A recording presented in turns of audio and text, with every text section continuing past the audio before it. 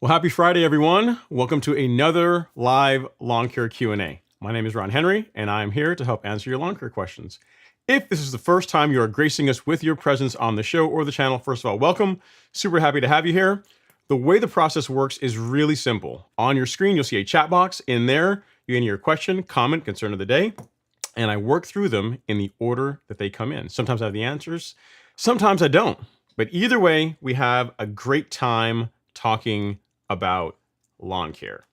All right, so first up we got tonight is VMH. She's saying, hey Ron, happy Friday. Just waiting for the show to begin. Well, you waited long enough. We are going, guys, and it should be a fun Friday. Definitely get those questions queued up. Get the questions, comments, concerns queued up so we can go through that.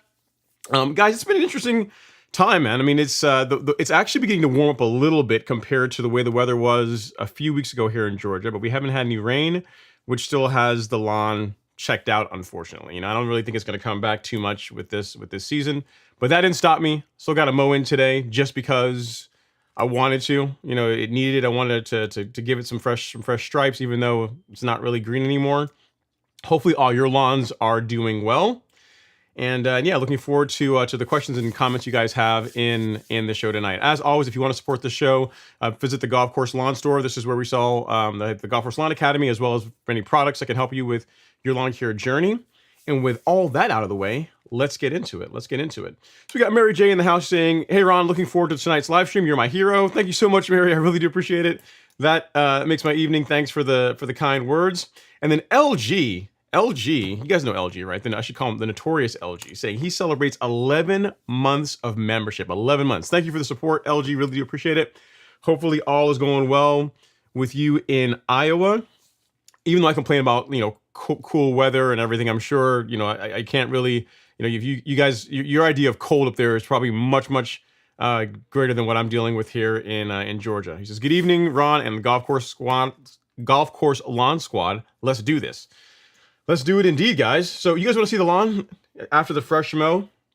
I mean, again, it's not that pretty to look at, but this is taken right before the show. You can still see near the patio areas. There's still a little bit of green trying to hang on. Further out, there's a little bit of green trying to hang on, and the stripe action is still kicking. The outlet is still doing work, and it still lays down great stripes even on dormant grass, right? Yes, I know I'm crazy mowing brown grass. And, to let you guys know how little it's growing, the entire back lawn has been, let me think, I think I emptied the catcher twice, and it was like maybe just under a quarter full. So like hardly anything is growing at all. It's really shut down for this year. But, a little cleanup cut, make it look fresh, keep it looking clean. It's never a bad thing.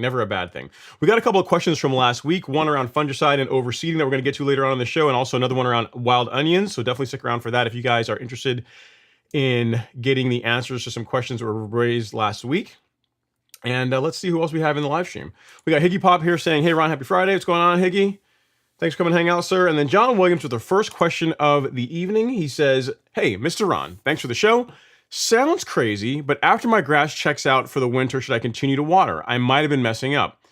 I don't. I haven't run irrigation on my lawn for, I don't know, a while now. It's well over a month. It's been I haven't run irrigation in quite a while. And typically when the lawn goes dormant, I don't water. We got rain last week for like 2 days, two days of rainfall, which is enough. What I tend to find is if I can walk out in the lawn and I can like when I'm wearing shoes and I walk out throughout the lawn, if I leave a footprint in the lawn and it's like stays there, sort of like the next day I'll go out and I look at it again and it's there, meaning the grass is getting kind of dry and crunchy, I'll run an irrigation cycle. But normally during the winter months, we get rain frequently enough that it's just really not necessary. I tend to not water. Definitely not your normal irrigation cycle. So if you're watering, twice a week, no reason to really do that. If you're, if you have Bermuda grass and your lawn is going dormant for the winter, there's really absolutely no reason to do that at all. Not necessary. And next up, John has another question, good follow-up question. I like it. He says, what are some things I can be putting down while my grass is sleeping? Well, there's not a ton that you really need. The only things that I really do year round on my lawn is I apply Essential G. So I'll show you what I'm talking about here. If you go to the golf course lawn store to shop and then Miramichi Green Biostimulants, this product is what I apply every month on my lawn. So as long as the ground isn't frozen, which it doesn't really freeze here in Georgia, every month that will go down on my lawn. The only other thing I'd really say this time of year that you can be doing is if you've gotten a soil test done and if your pH is low and you need to get a lime application down, now's a good time to do it. Again, the soil test, the way I do my soil test is using the test kit from My Soil. These are really easy to use, get results in a week, and they're really easy to interpret. So it's a low, optimal, high type scale for your macronutrients, micronutrients, and also your pH. It's really easy. In most cases, you don't really need help interpreting the results because they make it very easy for you to understand. So outside of a lime application, and Essential G, there's not a whole else that I really do. I just let the lawn just relax and wait till February-ish, late February-ish rolls around, and then I'll start picking up the inputs. In February, I tend to do my pre-emergent. I get my scalping done, I get my pre-emergent down, and then the 2023 or next year season starts all over for me really in February. So I've got 2-3 months off of not really having to do a whole lot. I might get out there and mow every now and then, but as far as regular inputs, I don't do anything to the lawn really this time of year. Again, other than a lime app, again, assuming your soil test says that you need that, that's the only thing that I really do. All right, so Higgy pops up with the next question here. He says, I put down Lesco 25010 with dimension on 9/13/22. When would you recommend the next round of pre-emergent? I'm in Cumming, Georgia, and I have Bermuda grass. Okay, so you gave it plenty of nitrogen, a little bit more than I would have in September timeframe. But hey, really, I'd say you're good until early next year, Higgy. There are a couple of different schools of thoughts. There's people that apply pre-emergent that apply it really twice a year in the fall and then again in the early spring. There's people that do it every 3 months. And so with your Dimension app going down in September, really, I'd say February-ish is when you'd want to do your next pre-emergent. I really don't see the need to do it more frequently than that. The one thing you might run into, though, he didn't really ask this, is that you did it early enough in the season that it should help with keeping most of the weeds out of your lawn, hopefully keeping POA away a bit. But be prepared. Once things begin warming up a bit more, so because again, us being in Georgia, we don't get very cold winters. With January timeframe, if you start seeing POA, then treating it with a post-emergent is something you may have to look into doing. I recommend certainty for that, but as far as pre-emergent, I would wait until February next year. There's just not really a reason to go super early on that. Assuming you did your application at the correct rates, you should be good to go. Like I said, I would plan for having to spray a little bit of post-emergent to take care of POA, assuming you get any, but outside of that, you should be good to go. Good job on getting your pre-emergent down. All right, John Williams is back again with another question. He says, "Do you spray for weeds and sprinkle a little pre-emergent in?" Not typically. No. If I'm spraying for weeds, if I'm spraying post-emergent herbicides, so like Certainty or typically this time of year it'll be Certainty. I don't put any additional pre-emergent in with it. Really, because here's why, John. The pre-emergent really works best, right? It really works best if you apply it before the weeds emerge. So let's say you did your pre-emergent app. Let's say you were late, right? And you did it like now. Like, because really you should have gotten it done really in September timeframe. So you say you got it done now. The weeds that you see coming up now, or the small ones that will show up either now or a month or two from now, like they've already started germinating, and putting down more pre-emergent, like after the fact, isn't going to do a whole lot. So really, to get the best results, you want to apply it at the correct soil temperatures, which in the fall time is when soil temps are in the low 70s, going cooler, and in the springtime, before soil temperatures, the average soil temperatures reach 55 degrees. So I'm a big fan of doing your pre-emergent apps a little bit early. A little bit early is better than late. So again, September, and if you're my neighbor in Georgia, I tell you early September timeframe is a good time to get your fall pre-emergent down. It's a bit early for some people, but I've gotten good results doing that. And the same thing holds true for the springtime. The idea with your spring pre-emergent is you want to get it down, again, not when soil temps are at 55 degrees, because crabgrass begins to germinate at 55 degrees. You want it down prior to that. So if it's, I use February as my month for getting my pre-emergent apps down. So, and if you look at some lawn care services, they're starting to spray pre-emergent in January. So really, the idea is you get the best result from it if you get it down, you get it in the soil, you get it watered in prior to the weeds showing up. So hope that helps. I do not mix pre-emergent in with my post-emergent. The only thing I really do in my post-emergent is a bit of surfactant, maybe some marker dye, but outside of that, I just spray it as is. There's no reason really to add pre-emergent with it. All right, John Williams is saying, hit that like and subscribe. I really appreciate that, John. So you guys, we're just getting started on the show. If you guys are enjoying the content and want a free way to support the channel, definitely hit that like button. Subscribe to the channel. Really would appreciate it. Doesn't cost you guys anything. And I promise you that I will continue to put out, the show and also content that helps support the channel. It doesn't really, again, it's a free way to do that. All right, so we have our first super chat of the evening, and it comes from none other than Mr. LG. Super chat received. He says, "Sorry if I'm getting off track rather early." You're not sorry. I haven't even read the rest of it yet, but you're not sorry. But you and I both know you're not really sorry we're getting off track. This is, but I think it's time for a giveaway. It's been months since I've asked, and I'm kind of missing being a loser. That's a good point. We haven't done giveaways in a while. That's a good point. We haven't done giveaways in a while. We really haven't, LG. I don't know. I don't know what I can. What do I have to give away? I've got some. I've got a Ron Henry hat. I've got to give away, like a custom one, like literally a one of one. A one of one. You guys want to check it out? Hang on, I can unplug here really quick. I can show you. It's a white hat that I got as a gift from Mr. Josh Abib. 1 second. Stand by.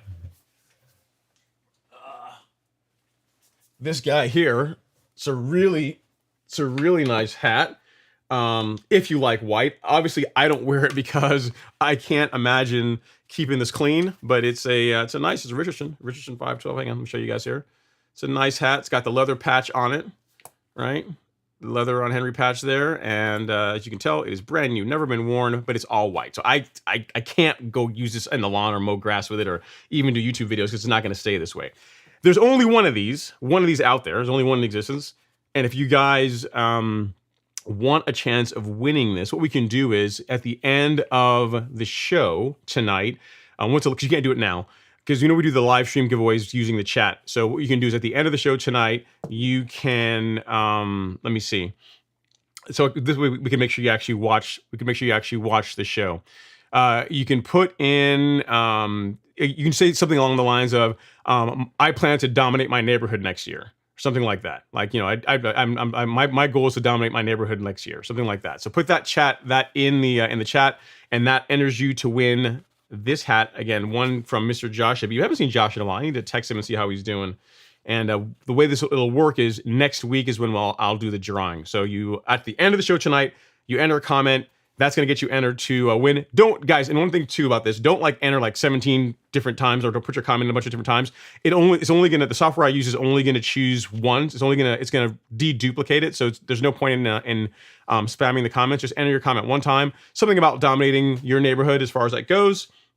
And you can be in the running to win a hat. And we can all enjoy, as LG probably doesn't win yet again. So you guys can thank LG for that. Again, thank you for the super chat, LG. And because you're super, super special, and while I look for the next comment, I'm even going to give you a little bit of Tango Bolero. So I know how much you like it. Appreciate the support, sir. All right. Let's see who we have next here.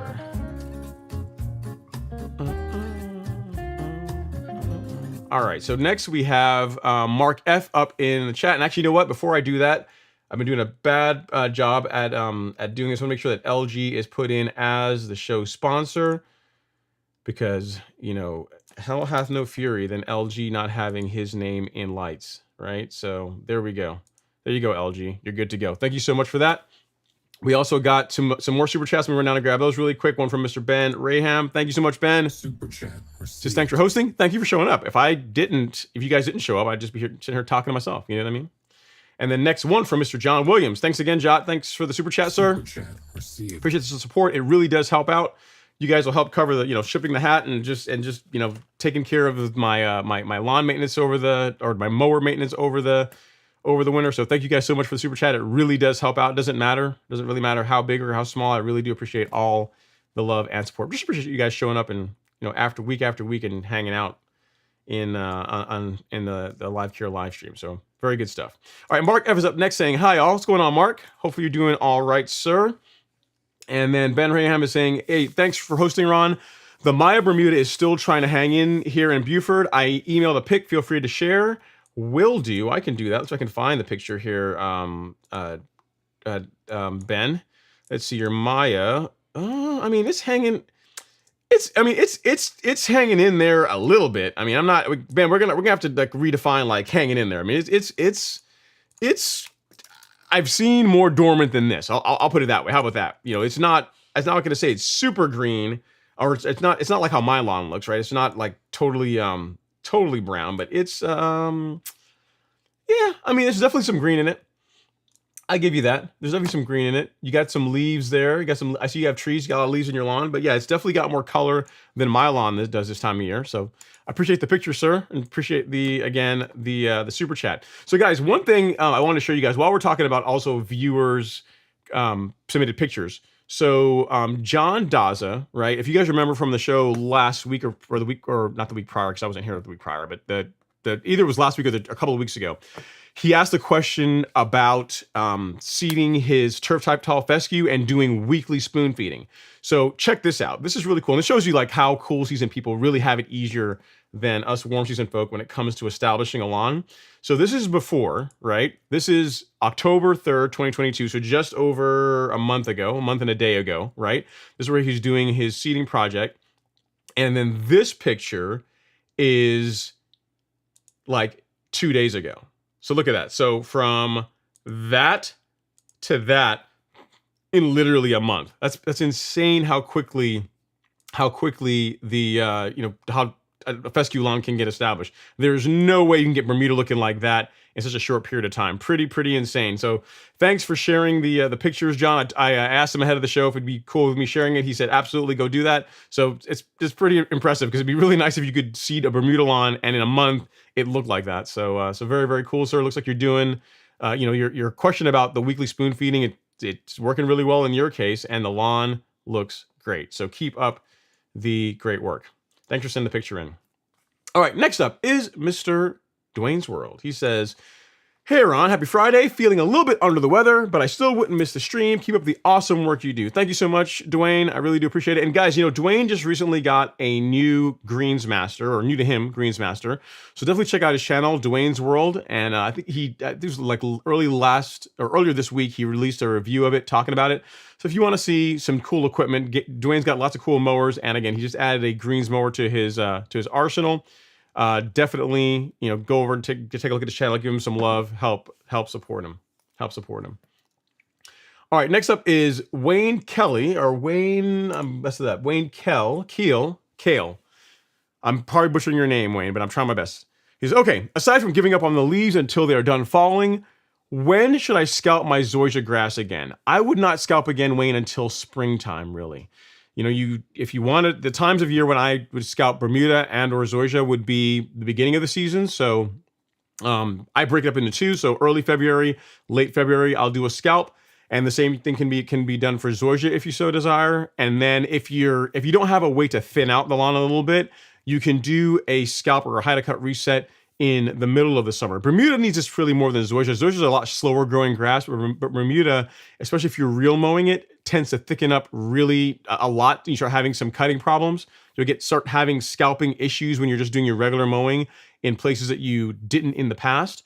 So beginning of the season, if necessary, a mid-season scalp, so like late June-ish time frame. And then that's it. I'm not really a fan of scalping as the lawn's going into winter. There's just really no reason to do it. You're just introducing stress and the lawn's not really going to recover. So I just really wouldn't do that. So as far as keeping your leaves off your lawn, that's a good idea. Get them, if you have a blower or some way to bag them or pick them up, by all means do that. But I would leave the scalping until early next year before the lawn is about to wake up. That is what I would do. That's what I've done. That's what I tell people to do. And I've gotten really good results with that. There's just really no reason to do it this time of year. I don't really know that if you were in Georgia, I don't know if that it would really, that you would necessarily cause damage, but there's literally no upside to doing it. All right. Next up is Mr. Doug with the Twin Turbo 350Z. He says, happy Friday, Ron. My first rye overseed is going well. Neighbors are not happy. Why are they not happy? Okay, you got to give more context on this, Doug. What's going on? Are they not happy because they're like saying, how is he keeping his grass green this time of year when all of our lawns are turning brown, or what? Or are you just being that guy in the neighborhood? Like, you're the one that's out there mowing couple times a week, always out there spraying and fertilizing and doing all kinds of stuff. Your lawn always looks pristine, and you're thinking, all right, when it's finally fall time now, our lawns will all look the same. And you're like, nope, not me. I got to be that guy, right? Is that why they're upset or something else? You got to let me know what's going on as to why your neighbors are irritated with you. All right, next up is Darrenism. Darrenism is a question. He says, wrong button. He says, hey, Ron, with all the recommendations to rotate fungicides, should we rotate something else with Headway, or is it okay to use alone since it contains two different fungicides? Any recommendations? Thanks. I don't. I use, prior to Headway, I used Caravan. G, which is only azoxystrobin, right? And Headway, to answer your question, no, I don't rotate it because you're getting two different modes of action, two different fungicides at the same time. So I don't add a different fungicide on top of those. So no, should be good to go. Now, the question I'd ask for you, Duransim, is like, how often are you having to apply Headway? I mean, are you applying it to treat something that is actively going on in your lawn, or are you doing it from a preventative standpoint? From a preventative standpoint, really, for me anyway, it's like it's two different times in the year. In the late spring, so May, June timeframe, and then again now this time of year in October, November to help prevent spring dead spot.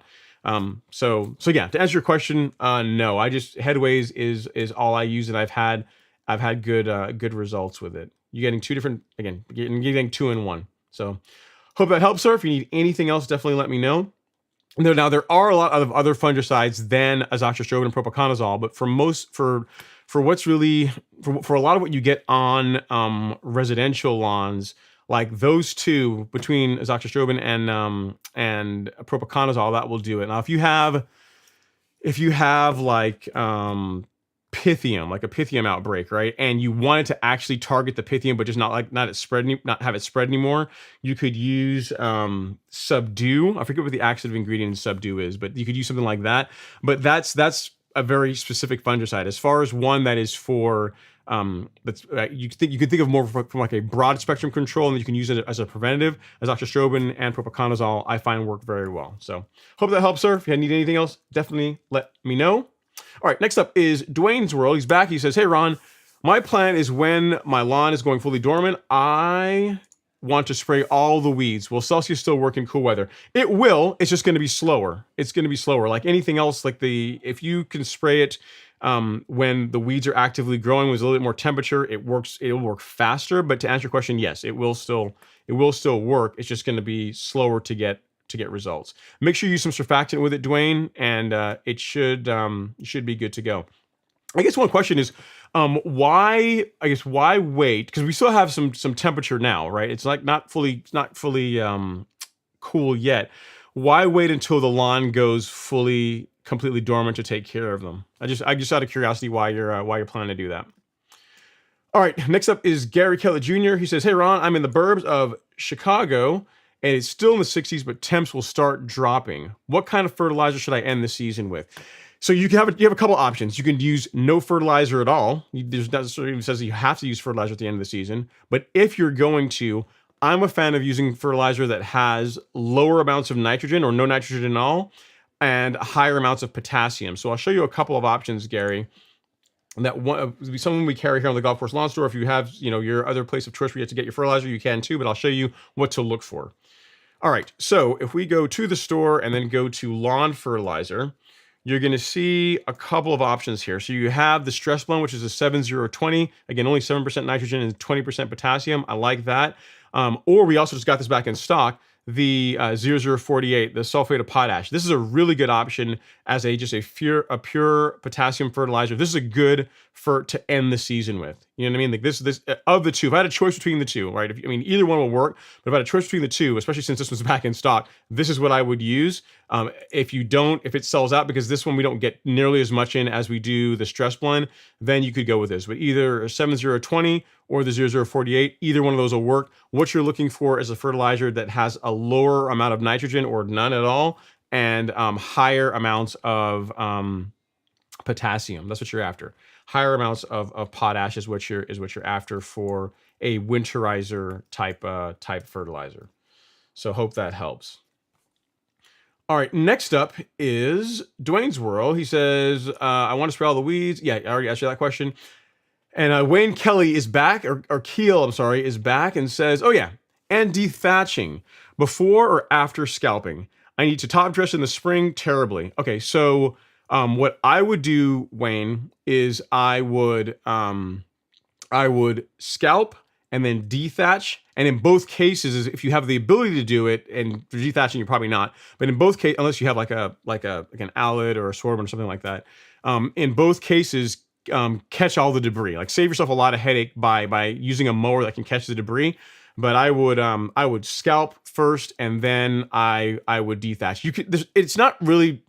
It's not like super particular which order you do them in, but because most people have the ability, even with a rotary mower, to bag the clippings, you're gonna end up with less debris in the lawn if you scalp it first, get rid of a lot of the material you're gonna have to take out anyway, and then dethatch after that. And again, the big thing is once you're done, be sure to don't just dethatch and leave all the debris there. Get a rake out there if you don't have some way of catching all the material, and get it out of the lawn. Because the whole idea is to get rid of debris, right? To thin out the lawn a little bit. So you're not really doing yourself any favors if you either scalp or dethatch and then leave all of it, leave all the debris there. So just something to keep in mind. And what you're saying as far as top dressing, that's a great primer or a good setup for your top dressing. So, a good scalp, a dethatch, and again, to thin the lawn out a little bit. And then whenever, I'm not sure where in the country you are, but if you're in Georgia, when April-May timeframe rolls around, then you're all set for top dressing. So good to go.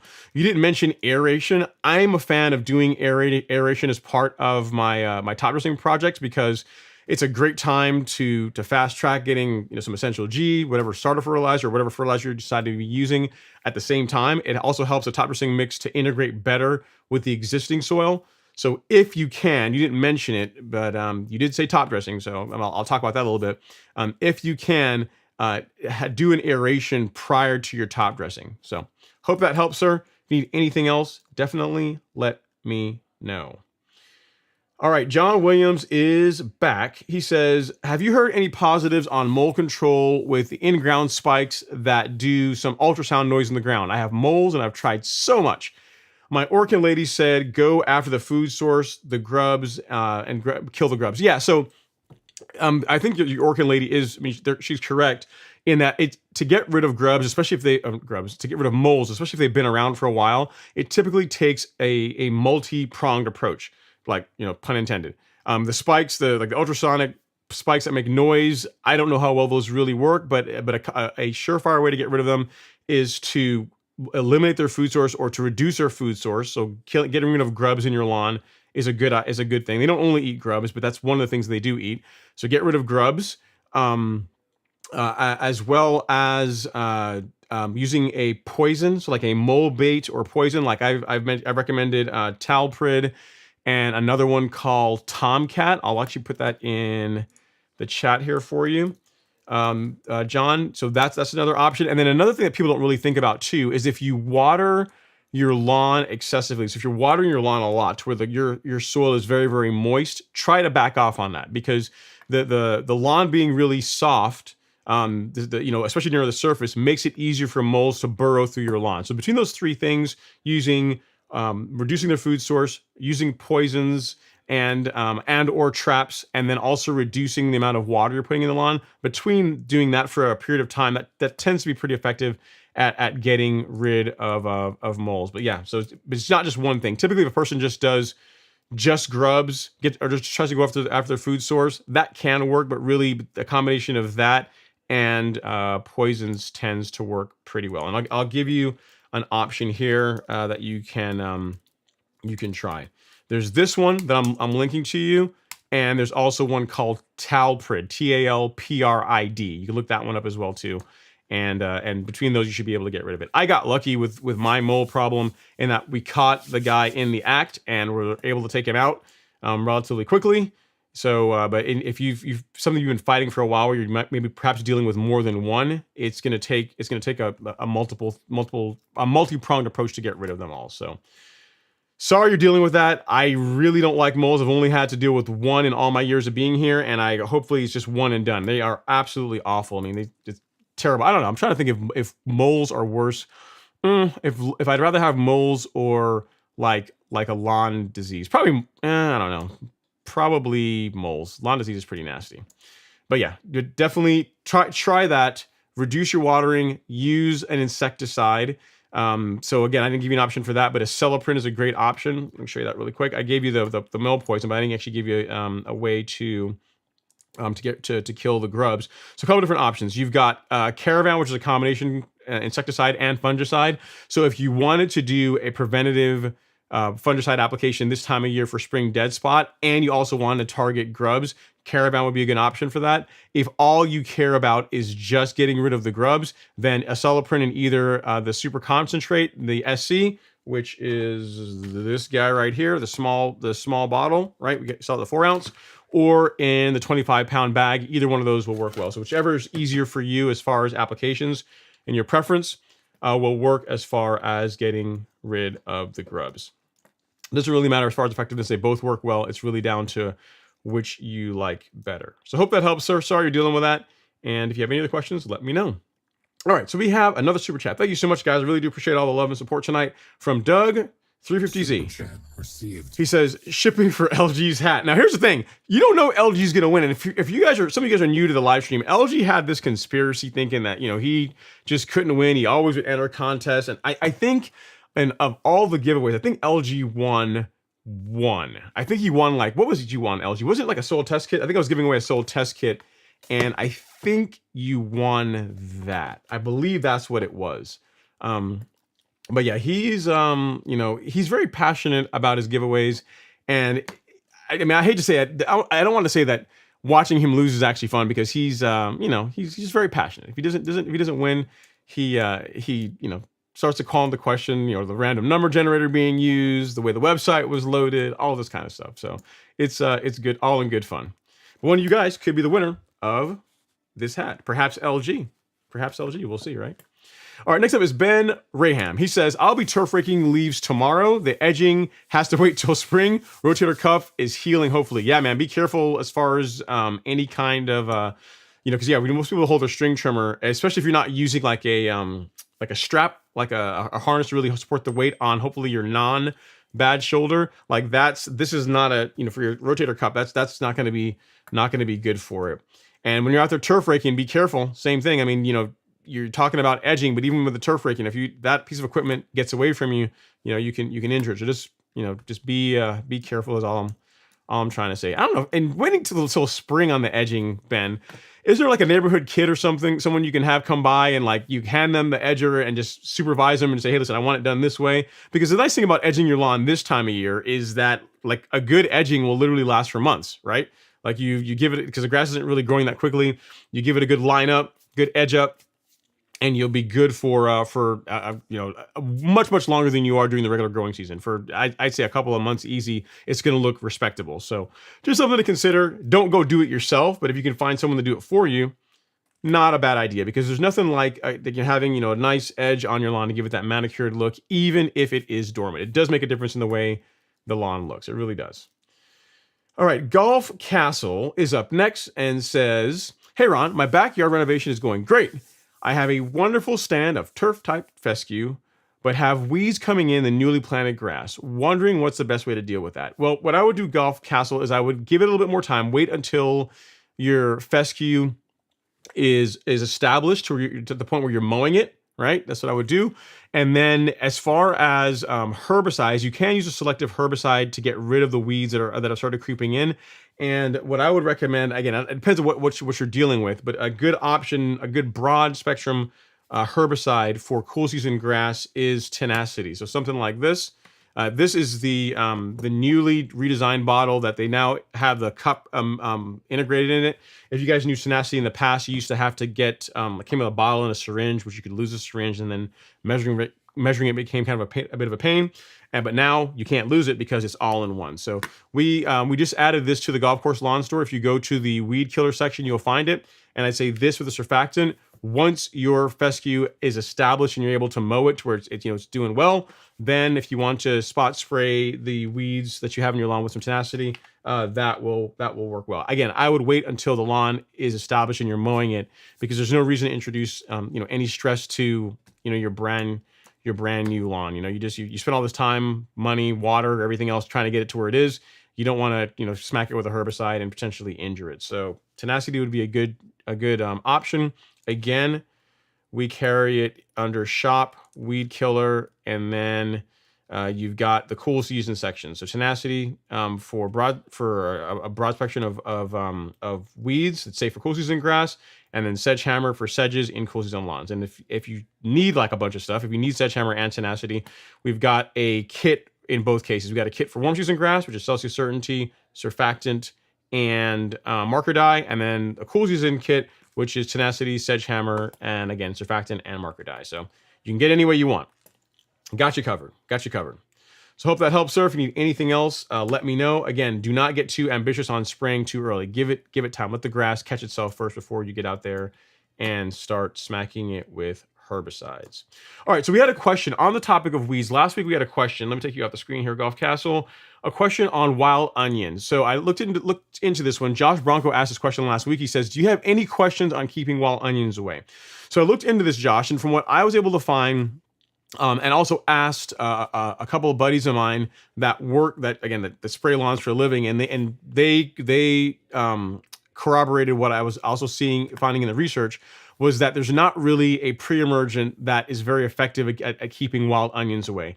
Your best bet for getting rid of it, if you want to kill it, is to use something like Image. Amazaquin will do that. So if you get some Image, that will take care of wild onions. It's not going to keep them away, but it is a way to get rid of them once they're there. And frankly, by staying on top of it, by killing them off when they're younger, then you're going to reduce the amount of bulbs that are left behind, and hopefully you won't be fighting this problem every single year. But as far as a herbicide to take care of them after the fact, Image is a good option, Josh. So I told you I'd answer your question this week, man of my word. So there you go. That's how you take care of wild onions. There's not really a pre-emergent, unfortunately, to prevent it. All right, so we got a super chat here next tonight, one from Mr. Lance F. Thank you so much for this, Lance. I really do appreciate you. Thank you. Super chat received. It says, happy Friday, Ron. I sent you a picture of my Kentucky bluegrass lawn. It's been mowed at 1/2 inch all season long. However, the blotchy colors are driving me crazy. Thinking of doing a full reno this spring. Maybe your audience can help. Let's see here. Ooh, yeah. I'm not sure what's going on. It's like you have something else in there. Grass color looks great.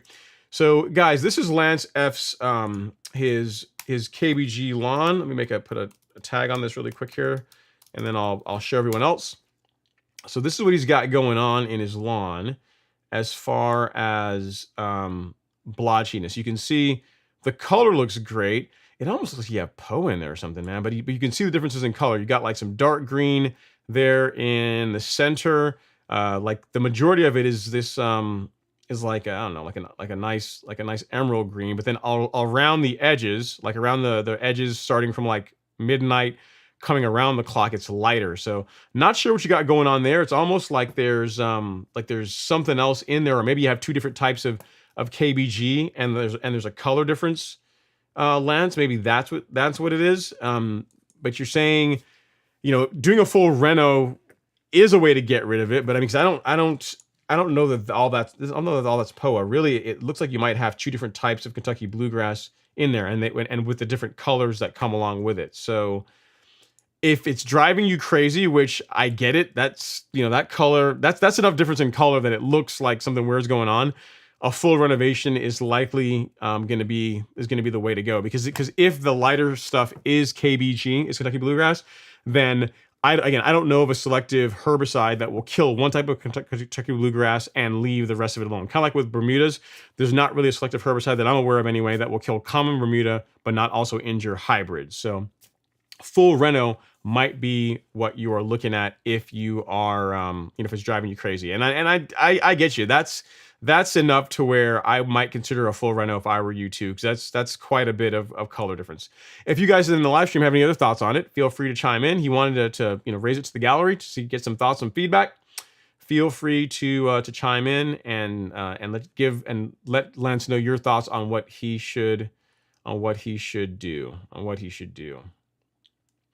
All right, next up we have Grass Thief in the house. He says, wow, no sun for like 6 weeks of really crappy weather, but Tahoma 31, amazingly still holding color. A nice Grass Thief. That's pretty awesome. Sweet, man. Very, very, very cool. Yeah, so I know that, was it you that sent me the pictures of doing the renovation of it? It's either you or someone else. But yeah, Tahoma 31, I'm a believer. It's a great looking grass, and glad to hear that yours is holding on to color really well. It sounds like lack of no sun and lack of water, and it's still holding on. So sounds like an improved cultivar to me. Great stuff. All right, next up, Golf Castle is back. He says, in South Carolina, I did a Let's Go triple blend of turf type fescue. Okay, so Golf Castle, did you overseed with fescue? Like, is that going to be, in other words, is your lawn actually like Bermuda or some warm season grass, and you're just overseeding with fescue, or is it truly a fescue lawn and that's what you intend to have going forward?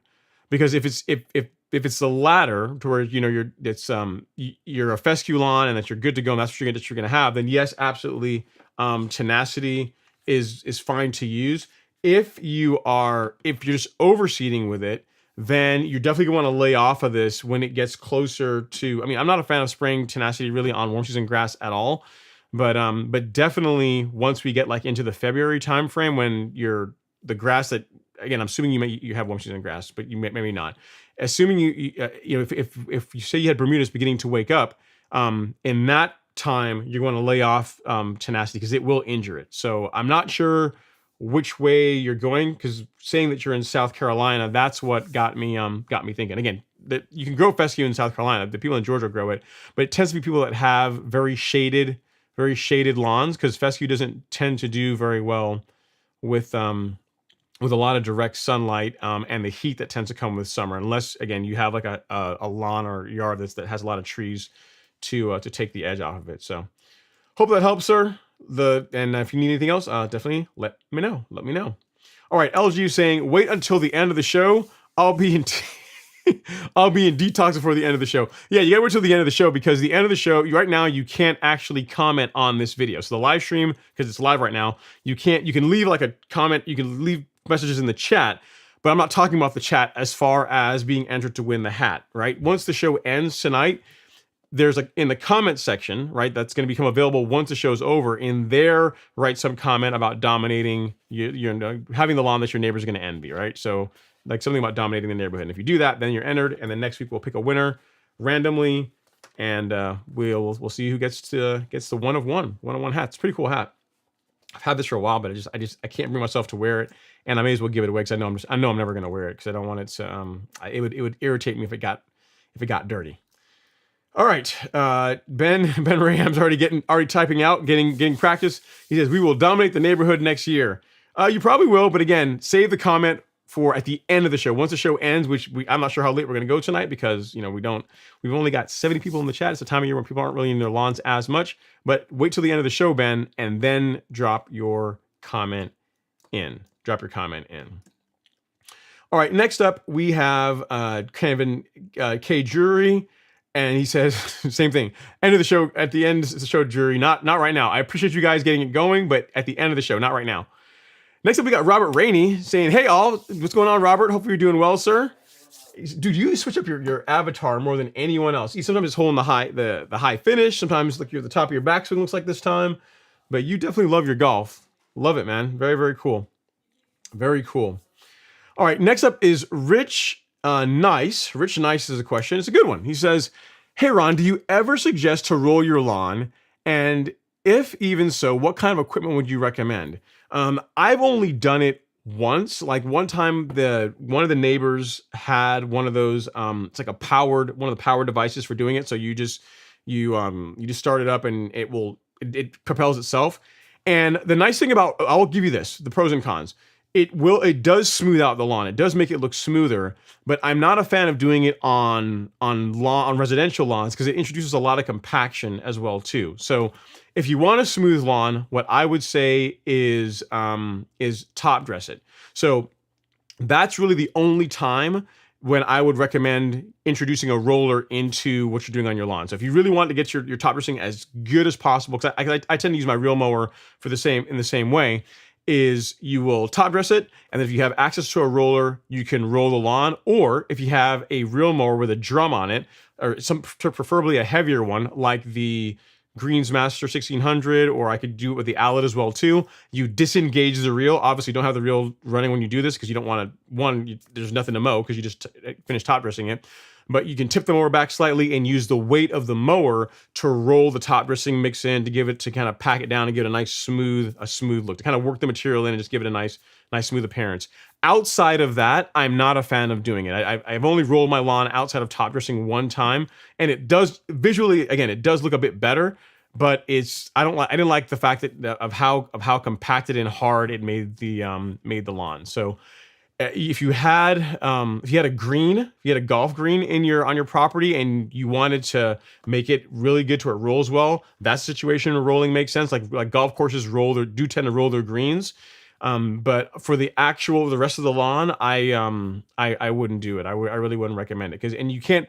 That's one thing that's done on golf courses that, even though if you try to translate it to residential lawns, you can't just pick just the fact they roll greens and say, I can do it on my lawn. Because the thing you get to realize as well is, yes, they roll the greens, but they also core aerate and top dress their greens as well too. So even though they compact it by rolling it, so the ball rolls better on it, they also relieve that compaction regularly a couple times a year by aerating it. So if you're going to do that, you got to do everything else that goes along with it. So yeah, I really wouldn't outside of top dressing. Rich, it's not really something that I do or really recommend. It's not worth it in my opinion. All right, Ben is up next. He says, okay, hanging in by a thread. Keep in mind this was only seeded June 1st, and we know it's been a tough year, water and weather wise. I hear you, Ben. I hear you. Yep.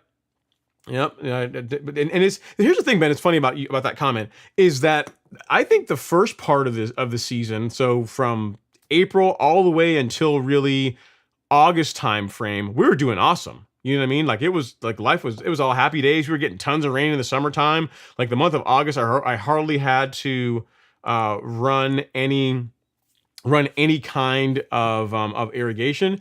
But then now it's kind of checked out, right? It's really looking. We got all of our good stuff at the time of year when we really needed it, in my opinion. But yeah, here in recent months, not so much.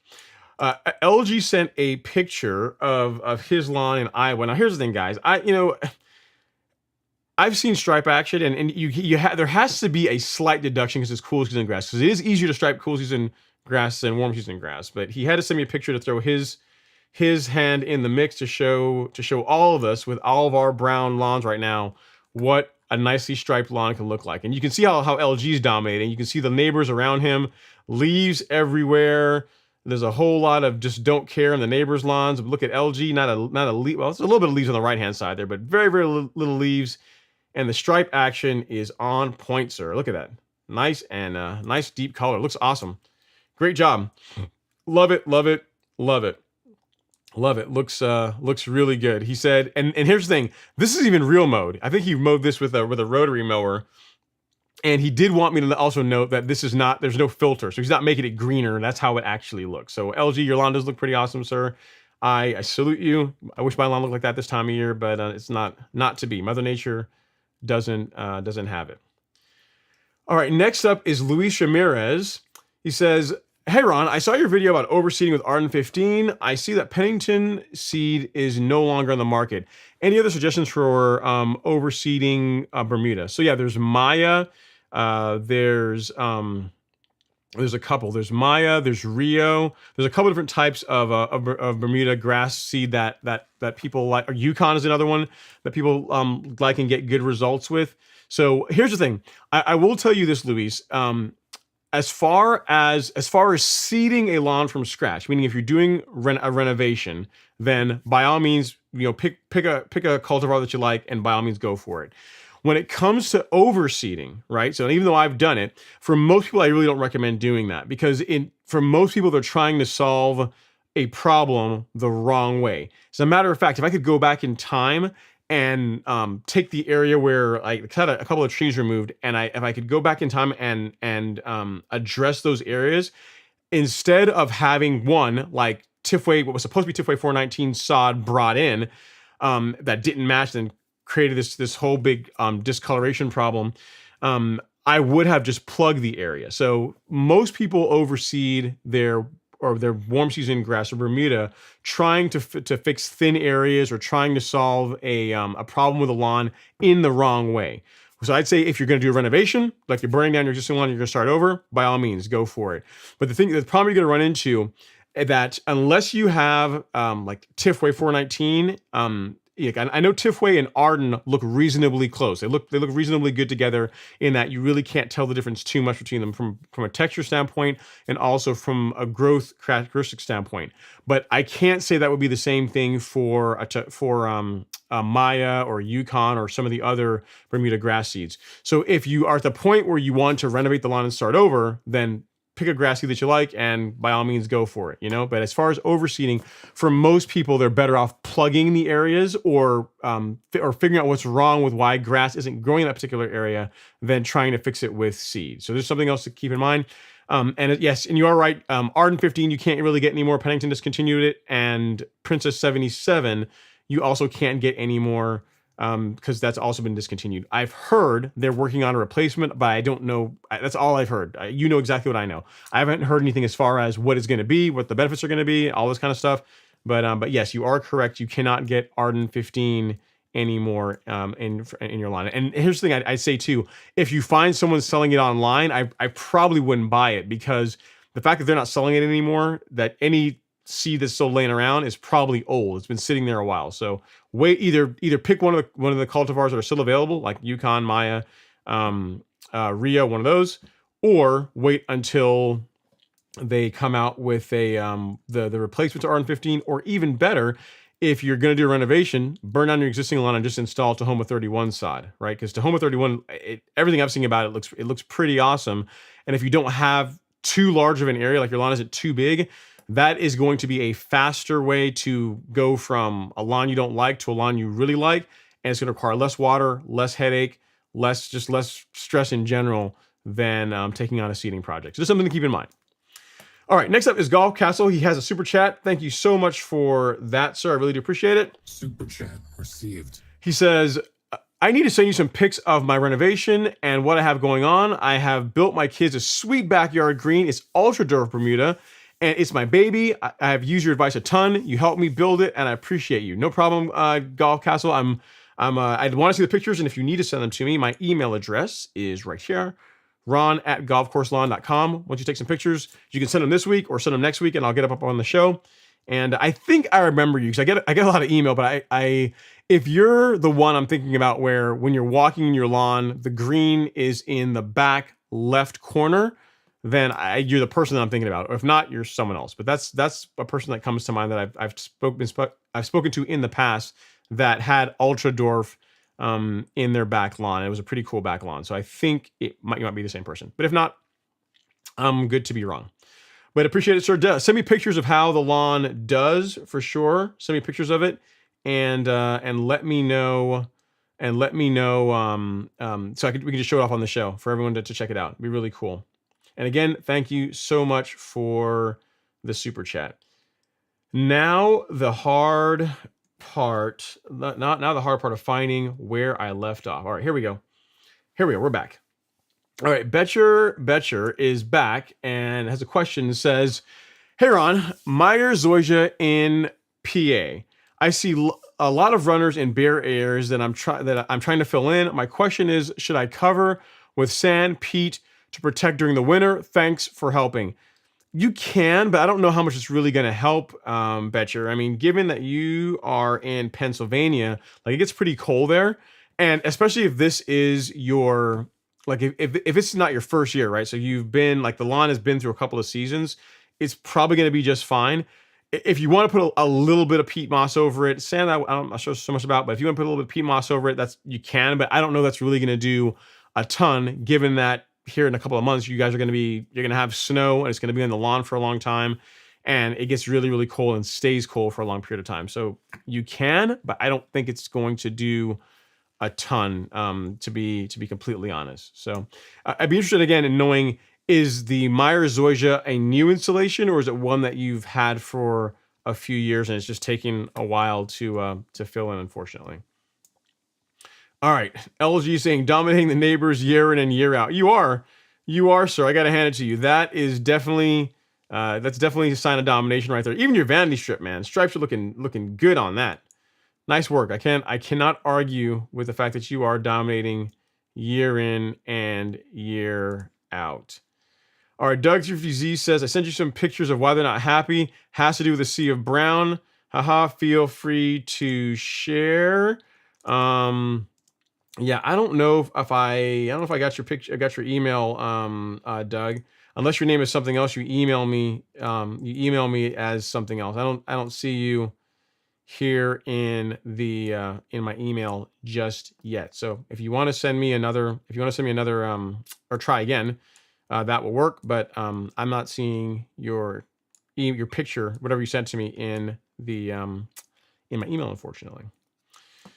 What I do have, though, is another picture, guys. Since my lawn is looking brown right now, and all you guys that still have green grass, still have green lawns, his Kentucky, we have a Tavares showing off his Kentucky bluegrass, and what is this? Kentucky bluegrass and perennial ryegrass mix, and can't argue with that. Look at that color, man. Solid. I gotta hand it to you, cool season guys. You guys are definitely. This is definitely your time of year where you guys get to shine and show us warm season folk how it's done, how having an amazing lawn is done, right? So yeah, so Doug, yeah, I do have your pictures now, and yeah, wow, I do see why your neighbors might be upset. That looks like pretty rough. The thing though is, I'll show you guys his seeding project. So first, looks like he's scalped. Take a look here. So it looks, I don't think that looks terribly bad. It looks like you scalped it or what are you doing? You're putting peat moss down or something? And then this is his aerial shot of his seeding project. And here's the thing, Doug. I don't understand why they'd be upset, because yeah, your lawn is brown right now. I'm guessing yours is the one here on that's closest to us. It looks a little bit rough, but everyone else's lawn is dormant too. So I don't see why they'd be upset. That's no reason for them to be mad at you. They're just being haters, man. And trust me, I deal with a lot of haters. So I know what I'm talking about. On the topic of supporting the channel and like making the haters angry, if you guys wouldn't mind hitting the like button for me ever so gently, I'd really, really appreciate it. It's a free way for you guys to support the channel, sends good vibes to the YouTube algorithm, and gets more people coming into the live stream. So if you guys wouldn't mind hitting the like button ever so gently while I take a sip of my coffee, I would really, really appreciate it. All right. All right, next up is Tavares Allen. Yeah, Tavares, I sent you a picture. He says, sent you a picture of my Halloween domination. Cool season lawn Super Bowl time. You are dominating, Tavares. I agree. Your lawn does look pretty amazing. Compared to, I can't really see all the lawns, but I'm looking at the color of, like, you look at the lawn there on the left next to the silver SUV, like the Ford Flex, and then the one on the right, and their color, they got nothing on you as far as just the color, the thickness, the density. You are definitely winning the Halloween Super Bowl lawn competition. So nice work, sir. Keep it up. All right, Ben Raham has a public service announcement for everyone where he says, PSA, do not spray image on dormant common Bermuda. Ask how I know. I'm not sure of the impact on hybrid, but read the entire label on all products. Yeah, so that's a good point, Ben. So I've not, I'll have to check the label because image on hybrid is absolutely fine. There's not really been an issue with it. I've sprayed it on hybrid, on both hybrid Bermuda, on dormant hybrid Bermuda and hybrid Bermuda that is actively growing, and there's not really any negative effects. I'll check the label because I didn't realize that there was some notes about common. And again, are you sure you use?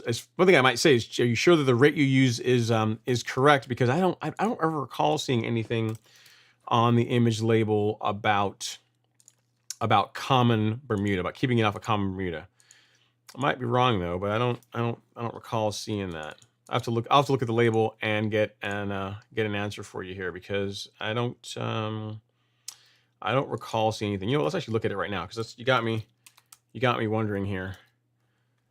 Let's see, common.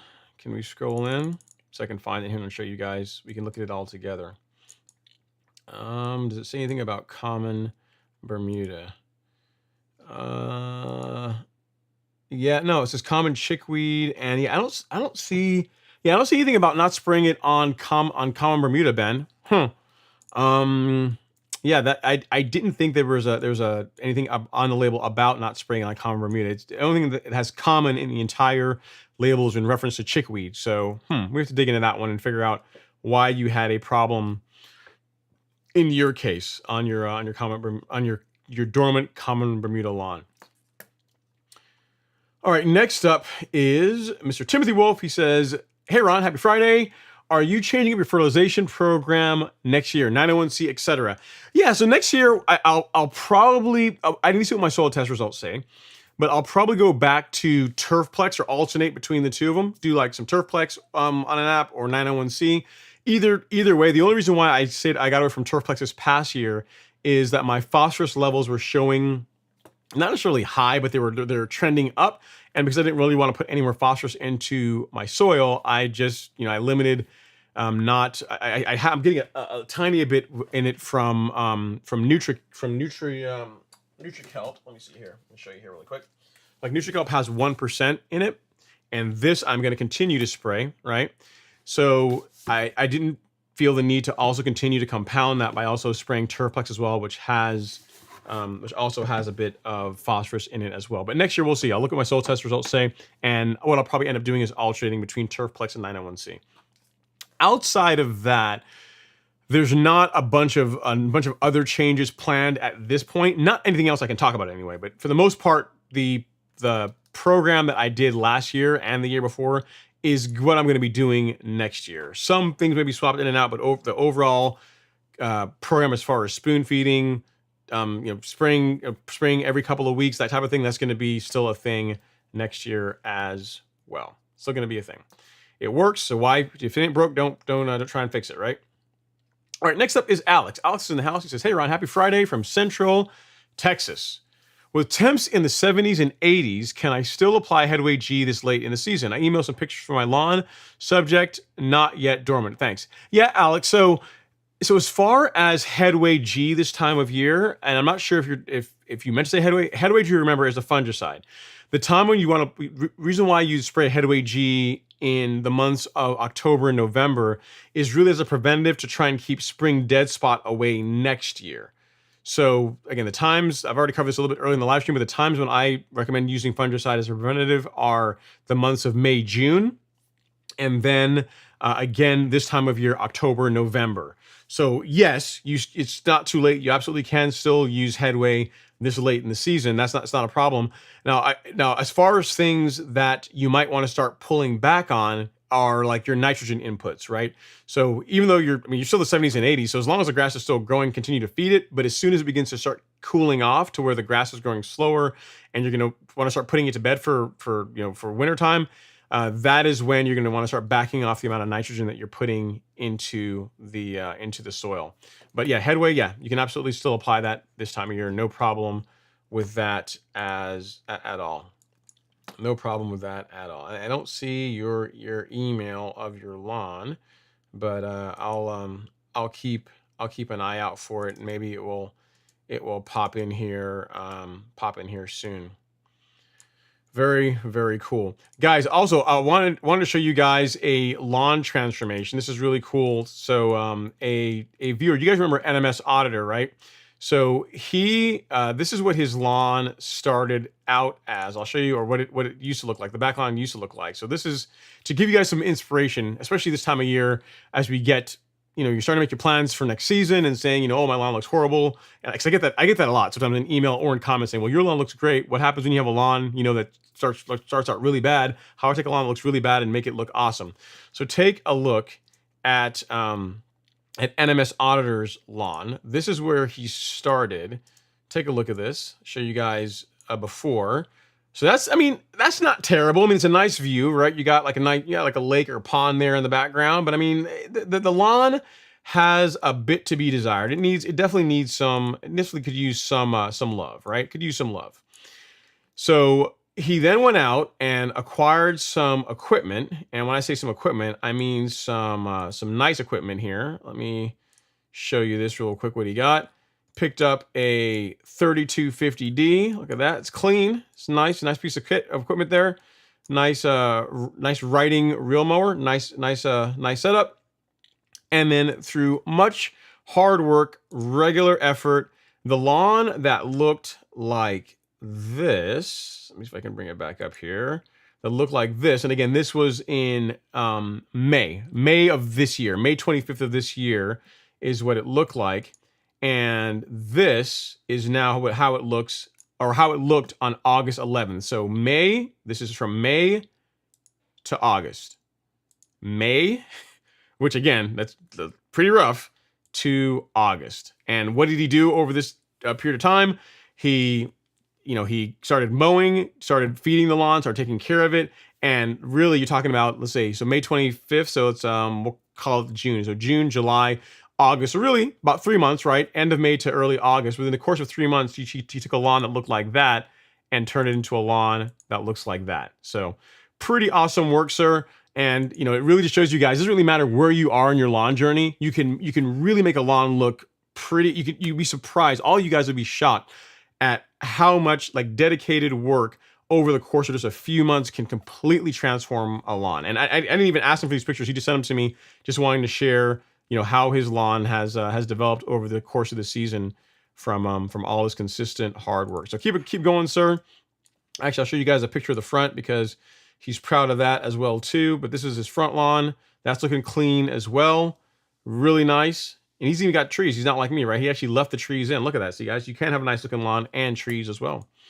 But keep up the great work, NMS Auditor. Love how the lawn's coming along. And here's the thing, man. You're not going to believe this, but next year it's going to look even better because you're going to start out the season with the lawn already in good shape, and you're going to put that reel mower on it, starting in like March, and it's going to look even more incredible when June-ish time frame rolls around with all the work that you've done this year. So keep it up.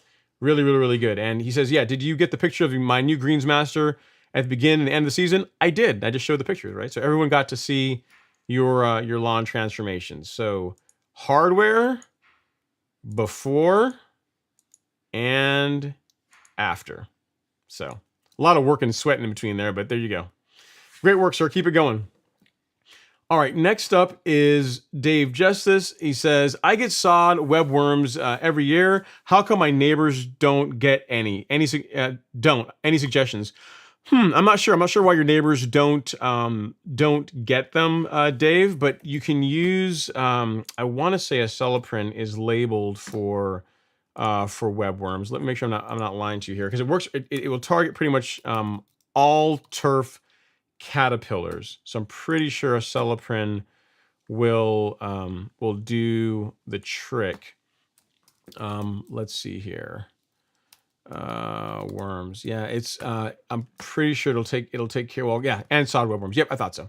So what you can use to get rid of it, Dave, and I just checked the label here, so I know I'm giving you good info, is we'll go back here to the golf course lawn store and click on shop, and then on fungicide and insecticide. And then you have a couple of options. So Celiprin it comes in both a liquid and granular form. So for the granular, it's a 25-pound bag, treats about 21,000 square feet or so at the rate that I recommend applying it, thereabouts. And then if you prefer liquids, you can go with the 4-ounce, which is available here. We saw both these at the golf course lawn store. Both of them are available, both the granular and the liquid. The liquid is the one benefit I'd say with the liquid, even though it's more work to apply it, because you got to have a backpack sprayer, you got to mix it in and this kind of thing, is that you have more control, or easier control, over the application rates, right? So for sod webworms, the rate you're going to want to go with is 0.2, for the liquid anyway, is 0.2 ounces. So 0.2 fluid ounces. So right here, the handy measuring cup, like this amount there, with 1 gallon of water over 1,000 square feet. That's a good catch-all rate for sod webworms, for grubs, for pretty much everything. Now, let's say you're dealing with, say, armyworms, right? And you had like an active armyworm infestation that you wanted to target. So you weren't really caring about killing grubs or bill bugs or any of the other lawn damaging insects that require the higher application rates. You could then back the rate down to around 0.05, so just under, like halfway between nothing and 0.1, and that rate will be fine for killing an active armyworm infestation in your lawn, right? So that you get more flexibility with the liquid, but the granular is easier, because the granular, literally, you take it, you open the bag, set your spreader, pour cement, pour it in, walk the lawn, and you're done, right? Water it in, and you're finished. Whereas this, you do have to have a backpack sprayer. There are videos in the description of both of these that show you how to use them, how to mix them. So in here, there's a video that will show you how to mix it. In there, I talk about a Celiprin, again, like kind of what I'm telling you now, but it also shows in detail how I mix it, how to put it in the sprayer, all that kind of jazz, how to spray it, everything. So there's one for the liquid, and there's also one for the granular. So you have two different options. Both will work well for what you're after. I don't know exactly why why you get them and your neighbors don't, but a Celiprin will take care of it. Hope that helps, sir. If you need anything else, definitely let me know. All right, next up, we have Mr. John Williams. He's back, and he says, Savannah, Georgia here. I have an oak tree in my St. Augustine. It drops a lot of acorns. Are these things going to be the death sentence for my lawn over time? So far, my pH is fine, according to the test kit. I don't know if it's going to be the death sentence, but I would, if you can get them up, like if you have a way to get rid of them, turf rake them or something like that, then I would. Or if you have a rotary mower, like one of the better rotary mowers that will actually suck them up and catch them, like throw them in the catcher. That's a way to get rid of them.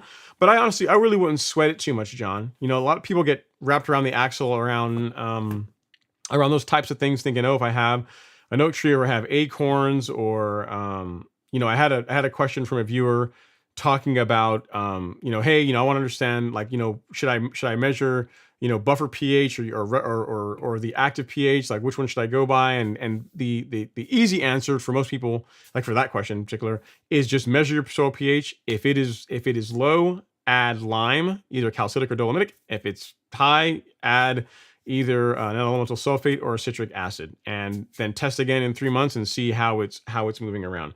I really wouldn't worry too much about the acorns. If you want to get them up, get them up. If you have a real mower, which I'm not sure you didn't say that, but if you have a real mower, I would absolutely get them up before you run your mower over your lawn, because you don't want the real mowers really only like cutting grass. They don't like cutting twigs, acorns, pine cones. Anything else other than grass is not good. So that'd be my only consideration. But as far as pH goes, I really wouldn't worry about it too much. And you don't have you're not real monks. You have St. Augustine, so I know the answer to that. But if you want to get them up, put the bagger on and try pulling them up that way. But I really wouldn't worry about it too much. Wouldn't worry about it too much. And if your test results show that, again, test next year in the spring before the season starts and see if your pH has moved at all, and then just treat accordingly. All right, next up is Joseph Magoric. I hope I didn't mess that up. Happy Friday, folks. What's going on, Joseph? Thanks for coming to say hi. I appreciate you. Thanks for coming to hang out in the live stream with all us lawn crazies. And let's see, LG's up next. He says, I appreciate you, man. When I lose, if not, I appreciate you when I lose, not if. I hope I lose to you. LG, you might win, man. You've won before. You remember you won a soul test kit before. You've won. I mean, you're not gonna win every time. But it's not like you're unwinnable. You have won in the past. You just don't win as much as you'd like to win. All right, next is Rich. He is back. He says, "Hey Ron, again, I have weeds growing in my monkey grass lining in the driveway. Is there a chemical that will kill weeds and not the monkey grass?" So it depends on the weeds. Is the answer to your question? I'm trying to think. It depends on the weeds you're trying to treat, and I don't know what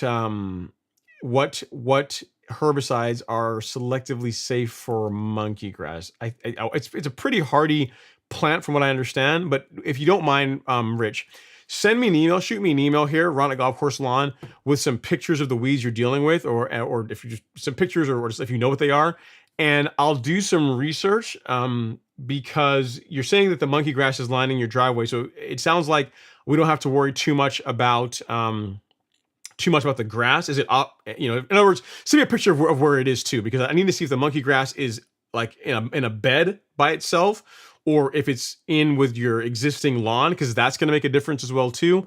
What you might end up having to do is what we did at Real Rollers when we were preparing for the turf party, is just build a shield, like a little shield out of cardboard, and put it to temporarily around the monkey grass, spray the weeds, and then remove it. That's an option that will work as well too. But as far as what herbicide to use, it's hard to answer that question without knowing what kind of weeds you're dealing with in your lawn.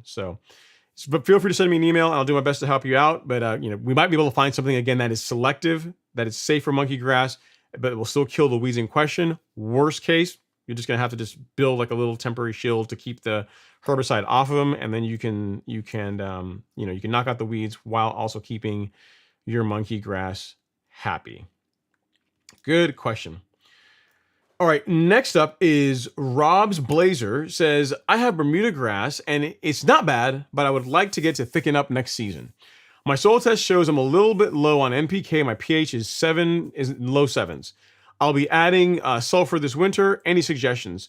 So you can add sulfur if you want to try and bring it down. The fact that you haven't been fertilizing, if you begin fertilizing regularly next year, most fertilizers have a slight acidifying effect on soil, on pH. So you might find that you may not have to do much. And keep in mind that 7.7, we'll call it 7 even, is really not bad. Really, the acceptable range is between 5.8 up to 7.2 for Bermuda. Now, is the mid 6s better? Yes, but 7 is not something where I would put a ton of effort into trying to get you, drop your pH. It's not like you're telling me your pH is 8 or it's like 7.7 or something that's a lot more alkaline than what you're referring to.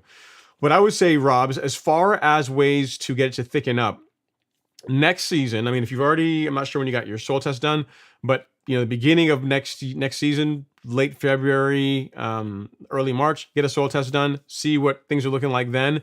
And then begin feeding your lawn with a fertilizer that fits the needs of what your soil test says. I mean, if it sounds like you're low on NPK, you could just go with a balanced fert, like a triple 12 all across the board, and then mow it. Like, one of the best things you can do if you really want your lawn to get thick, look really nice and thicken up really nicely, believe it or not, is to mow it. So feeding it is important, fertilizing it, the correct balance of nutrients is important, but mowing it is incredibly important. Perfect example. You look at this lawn, at NMS Otter's lawn. That's where he started, and yes, I'm sure he fertilized. He got a soil test. He did a lot of those things, but transforming it from this to this was not just fertilizer. Transforming it from this to this required a lot of use of mowing, of a mower, of that. That mowing makes a big difference. Because by doing that, you're going to encourage new growth, which is going to help the lawn thicken up. Especially with it being Bermuda, it'll spread like wildfire if it's mowed regularly, especially at slightly lower heights. And you're feeding it enough nitrogen, and we start getting some temperature, it'll take off. I really wouldn't stress too much about it. Hope that helps, sir. I think you're new to the live stream. I don't remember ever seeing your name before. If you are new, welcome. And if I can help with anything else, let me know. Don't get too wrapped around the axle around like trying to lower that pH, because it's really not that bad. I think you'll find that as you begin feeding it over this next coming season, you'll be just fine. You'll be okay. All right, John Williams is up next. He says, "Hey Ron, Ace Hardware is still selling my St. Augustine grass sod.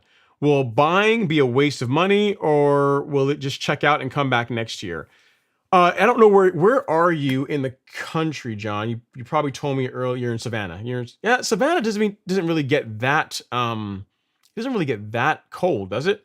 I mean, you're near the ocean. I can't imagine that it's going to get that cold where it's going to damage or kill your St. Augustine sod. I mean, I'll put it this way: if Ace is still selling it.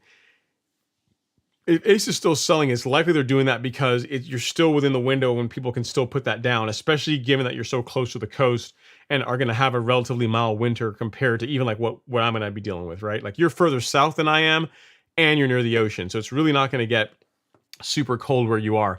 It's your call on whether or not you want to try putting the sod down now. If it's a small area that you're trying to get to fill in or that you're trying to sod, worst case is it just doesn't take and you do it again in the spring. But if St. Augustine is anything like Bermuda, especially with you being in an area where the climate is a bit milder, like the temps aren't going to get super, super cold, you're going to probably be able to put that in, put a little fertilizer down, water it, get it established. And then when it gets cooler and it checks out, it would likely come back next spring. That's what I would, if I were a betting man, I would say that you're probably fine. If you want to be super conservative, wait till March timeframe next year, and then you're definitely going to be good. But it's I think that given where you are, you'll be okay. Like if someone in Florida said, "Hey, I'm thinking about putting down St. Augustine sod this time of year. Do you think it'll work?" Yeah, I mean, Florida doesn't really get it doesn't get the extreme cold that we get in like even further north than we are, and it doesn't stick around very long. You know what I mean? So I think if you want to try it, I don't think you'd be wasting money. All right, next up is Mr. Andrew Phillips. He says, "Hey, Ron, happy Friday to you and all. It's rainy in the state of Texas. Weather's in the mid-70s. Next week, few days in the low 80s. Yard is still very green. People think it's fake. We'll put down Headway G soon. Thanks." That's awesome, man. That's one of the best compliments you can get. Now, Andrew, your lawn is still nice and green. How does your lawn, as far as color, compare to your neighbors' lawns? Are their lawns also so like lush and green, or are their lawns checking out more so than your lawn? It'd be interesting to see how you're comparing to them. All right, next up we got Tavares Allen. He says, "Lance F, send us a picture of the grass blades of the light green turf and your dark green turf to compare and see what it is." So yeah, I don't see any pictures from you as yet, Tavares. I don't see any questions from any picture from you as yet, Lance, for Tavares's request. But if you send them in, if I don't get them on the show tonight, I'll definitely get them on for next week, and we'll show off the grass. We can help crack the problem. Although I think you're probably in for a renovation based on what I'm seeing. Got some other pictures from viewers. I may have to save some of these until next week, guys, because I'm being able to pull all these up now is a bit challenging. But I'll show here one from Macmillan. He was showing a picture of his yard that was overtaken by Dallas grass, And from where it was, he didn't show me it before, but he shows me a picture of where it is now. And I'll put this up in the chat for you guys to take a look at this. It's actually pretty, the color is really nice here. So I feel free showing this off. So you look at that, that's a nice and dense, what is that? It looks like, maybe it's a fescue or ryegrass. I'm not sure what that is, but it looks really, really nice. And what he was saying is that his wife and kids got there and ripped out, they got rid of all the Dallas grass, they pulled it all out. And then again, a lot of, hard work, dedication, and and most importantly, I talk about hard work and dedication, but really consistency is what leads to transforming a lawn into what looks like that. So, which is great work, McMillan. Keep going, and it's only going to get better. It's only going to get better as as you keep as this next season rolls around, because you're going to be starting from a better position than where you were this year in this season when you're dealing with Dallas grass and all kinds of other problems in your lawn. All right. Logic Bomb has a question here, or he's chiming in on your question, John, about doing the St. Augustine, where he says it'll come back. I'd get it now to match with what you already have. So there you go. He's another one that thinks it should be just fine. So, and here's the thing, I will tell you, John, I don't know St. Augustine compared, Bermuda, I know a little bit about Bermuda, but St. Augustine, also be careful as far as making sure, because John makes a good point here, as far as just ensuring that whatever you install matches what you already have. So if you bought like your existing sod from this Ace and it's the exact same stuff and you know it's exactly the same, then by all means, but be careful, because you don't want to introduce something that doesn't match and then you got another problem on your hands, right? Because St. Augustine does tend to spread, and the last thing you want is two different colors grass in your lawn, which again going to be a worse problem than worrying about it dying, right? All right, LG is also chiming in. He says, I agree with Ron. It looks like Midnight types mixed with America types. Regardless, that cut looks clean. I said the way LG probably said it. That's how he probably said it. It looks clean. Yeah, so I was going to say, I can't even find your picture now. I was going to say POA, but I don't think so, Lance. I think that looks like two different types of the same grass family is what it looks like to me. It looks like two different types. So again, it's if that's the case, I don't know of a way to selectively remove one without hurting the other. So just start planning for a reno. Besides, renovations are fun.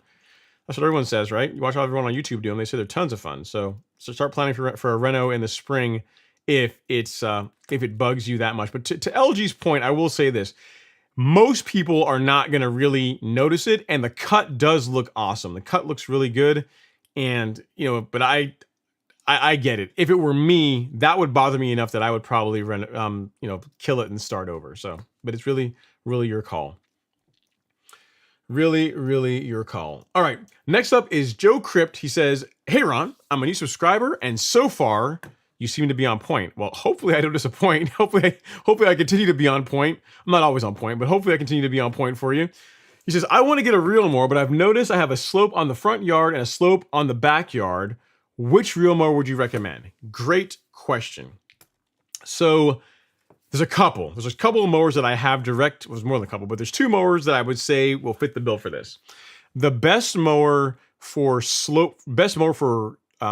relatively sloped lawns, that in my opinion is the True Cut. That's going to work best on sloped lawns. It's really hard to beat the True Cut, because the drive wheels that are on it, those rubberized wheels, are going to provide the best amount of traction, and it's going to be the easiest to use on a slope, and you're not going to have the mower sliding around as nearly as much as you can with, say, a greens mower. Now, having said that, if your slope is along the lines of like how my lawn is, and I don't have a picture of my front lawn here to be able to show you, but if you've watched any of my content on mowing a sloped lawn, I'll see if I can find a video here to send to you. If your lawn looks anything like this lawn, this is mine here, and I'm going to send you the video. Let me see, at Joe Crypt, this one right here. In that video, you get to see me mowing my front lawn using a greens mower. So I'm using a Toro Greensmaster 1600. It does not have as good traction on a slope as the True Cut does, but the quality of cut that it produces is like an order of magnitude better. So you can see my lawn, you can see the slope that I'm dealing with, and if your slope is less than that, it's less than that, and you know, budget permitting, you know, you're fine to spend a little bit more on getting the Greensmaster, is going to produce a better cut. So it's really up to you. Let me think about as far as the other pros and cons between the two of them. So let's say, for example, you have the same slope as me to where a Greensmaster or a True Cut will work. What are some other things you want to consider? The Greensmaster is going to be more expensive to get worked on. So if you need to replace a reel, it's going to cost more than a True Cut's reel is going to cost. If you need, as far as maintenance goes, greens mowers require a bit more maintenance than a True Cut does. So on the Greensmaster, you know, prepare to replace the drive belts on the side every year. I do that every year just for as an annual maintenance. They're not that expensive. You can get them for under $20, and then you slap those on, you're good to go. What else? That's the big thing. So sharpening is going to cost about the same amount of money, but if you have to replace parts on a Greensmaster, it's going to cost more than the True Cut. Because you remember, a Greensmaster mower brand new is like a $10,000 mower. It's a 5-figure mower, whereas a True Cut brand new is like between $2,000 to $3,000. So the price of the parts reflect that. So it really depends on, you know, on your budget. On if there's someone in your area that can fix it. That's another thing to keep in mind. So you want to make sure that whichever mower you decide to go with can you find someone that knows how to sharpen a True Cut? Do you have anyone that's familiar with sharpening a greens, like a greens mower? And those are important. Like, you know, slope aside, like once we figured out like if a real mower will even work, given the slope that you're dealing with in the front and back lawn, those are the other things that I would consider. I'd make sure I look at my budget, like for replacement parts and that kind of thing. And then also who can work on it and fix it if and when something breaks. Those are the things that I would consider in addition to will it work on my particular lawn. Either one of them are going to do a great job. The Greensmaster is going to produce a better cut, a superior cut to the True Cut. And if you want to see, I got a video there where you can check it out. And you can see how it does on my lawn, which is a pretty decent slope. It's a pretty decent grade, and it still works fairly well. Appreciate you being a subscriber, and hopefully my advice continues to be on point so I can keep you as a subscriber. If not, definitely let me know, and I will do my best to correct it. So appreciate all the support, sir. If you need anything else, again, let me know. I mean, Benjamin Kane says, why does my hybrid Bermuda look like leopard with green and dormant spots? It almost looks like a pattern. Is that a good sign? My neighbors around me have gone full dormant. It's just checking out at different rates. You know, it's as far as why it does that in a pattern. I've seen some lawns do that, Ben. And you know what? I'm just going to screenshot that. I'm going to do some more research at that and see if I can get an answer for you. The answer right now is I don't know. I don't know why that happens. And even within the neighborhood here, you will see it. You'll see some lawns that do it. On my lawn, it happened. So the back lawn, when it went to dormancy, it was like, see you in 6 months, and it just checked out. It all kind of fell off and went dormant fairly evenly. The front lawn had a bit of splotchiness going on. Not quite the serious leopard pattern that I think that you're talking about, but the front lawn didn't go dormant as evenly as the back lawn does. So I'm going to research that and see if I can get an answer for you. I don't actually know why. There's nothing wrong with it. You didn't do anything wrong. The lawn's still going to come back just fine next year. But as far as why that happens, I'm not sure. And it'd be a good talking point, I think, for next week. So I got your question. I'll research it and I will get an answer for you, sir. Appreciate you being in the live stream and answering questions. See, I like getting stumped. It gives me some material for next week. Ben Raham is up next. He says, I'll be in detox with LG by the end. My lemonade tastes like bourbon. I got lemonade here. I started out with coffee, but I do have just lemonade here. No bourbon in it. No bourbon. Could you guys imagine? Bourbon maybe Sunday. Maybe I'm watching some football, but not tonight. Not on the show. Not on the show. I want to make sure I'm giving you guys decent advice, and I don't want to be impaired in any way when I do that. Andrew Phillips is chiming in on Lance's F's problem. He says, Lance, I had a similar issue with my Bermuda on my Parkway. Basically, it's like a light checkerboard of dark and night. I checked my pH, and it was very different for the light versus the dark. I haven't fixed yet. Interesting, Andrew. So even in the same lawn, so you did a test of the dark area and a test of the light area, and you saw a very, I mean, how big difference are we talking about here? Are we talking like a couple of points? Or are we talking about like the dark area was like, I don't know, 6.5 and the light areas were like 7.5 or 5.5? Like how much of a difference are we talking between those two spots tested? That's interesting. Interesting feedback. I've not heard of that as a reasoning behind it. But yeah, it'd be interesting to find out like how much of a difference you had between the light and dark areas when you pulled the samples. All right, LG is back. He's saying, "Is my partner in crime will be in rehab together?" I'm sure you guys will. Ben Raham chimes in on rolling the lawn. He says, "Rolling the lawn is for northern climates that get frost, freeze, get frost freezing.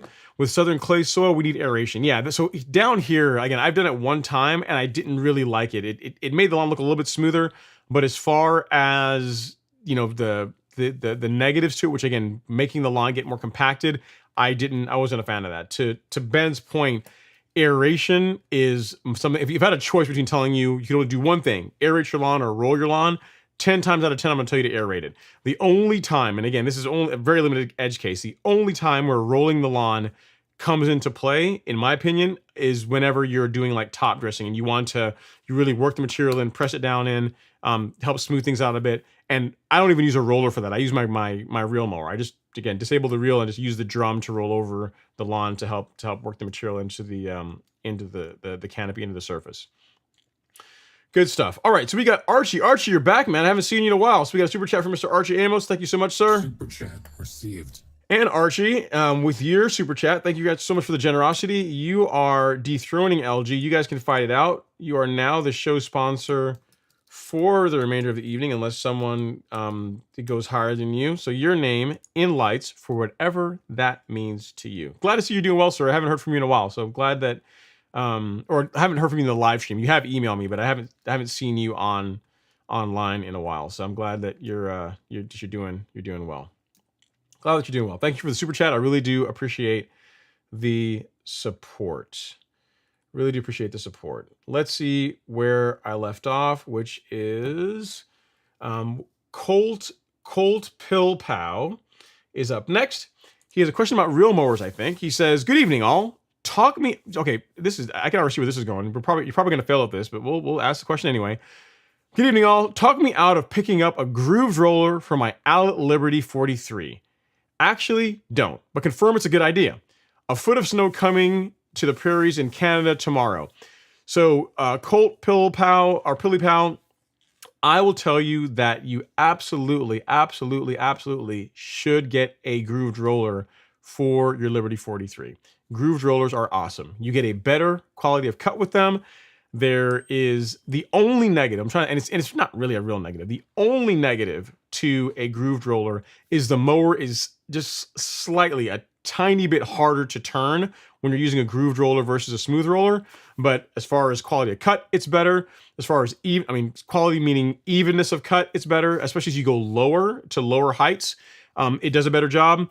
You're not mashing down the grass. You think about what a solid roller does, right? Is you're basically rolling the grass, you're mashing it all down, and you're just hoping some of it kind of pops back up before being presented to the reel and bed knife for cutting. With a grooved roller, it's almost like you've got forks that's allowing a lot more of the grass to come in still standing up, and it's going to produce a better cut. So I am a huge fan of grooved rollers. I mean, smooth is fine too, but there's a reason why greens mowers come with grooved rollers. If you look on golf courses on their mowers, they also have grooved rollers. And if you look online, I at some point, you know what? I'm going to see if I'll make a note to myself to find it. The USGA did a test of this. They did a test on greens of cutting a green with a grooved roller versus a smooth roller, and they used the prism gauge to check the quality of cut. And it's a video on YouTube. You can actually find it if you look it up. And it showed how with a smooth roller, the cut was noticeably less even, less good than a grooved roller, which is why you buy a John Deere, you buy a Greensmaster, they all come with grooved rollers.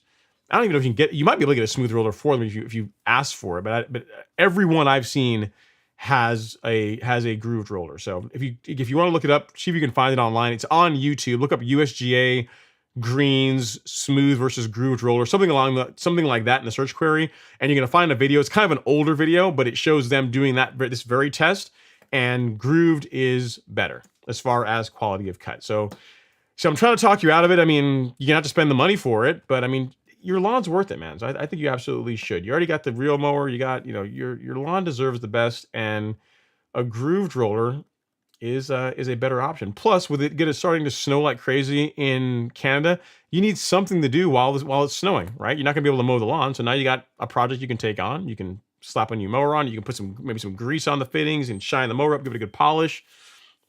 Gives you something to do. So hopefully, I did a terrible job talking you out of getting a grooved roller. I am a big fan of them, so absolutely go out and get one.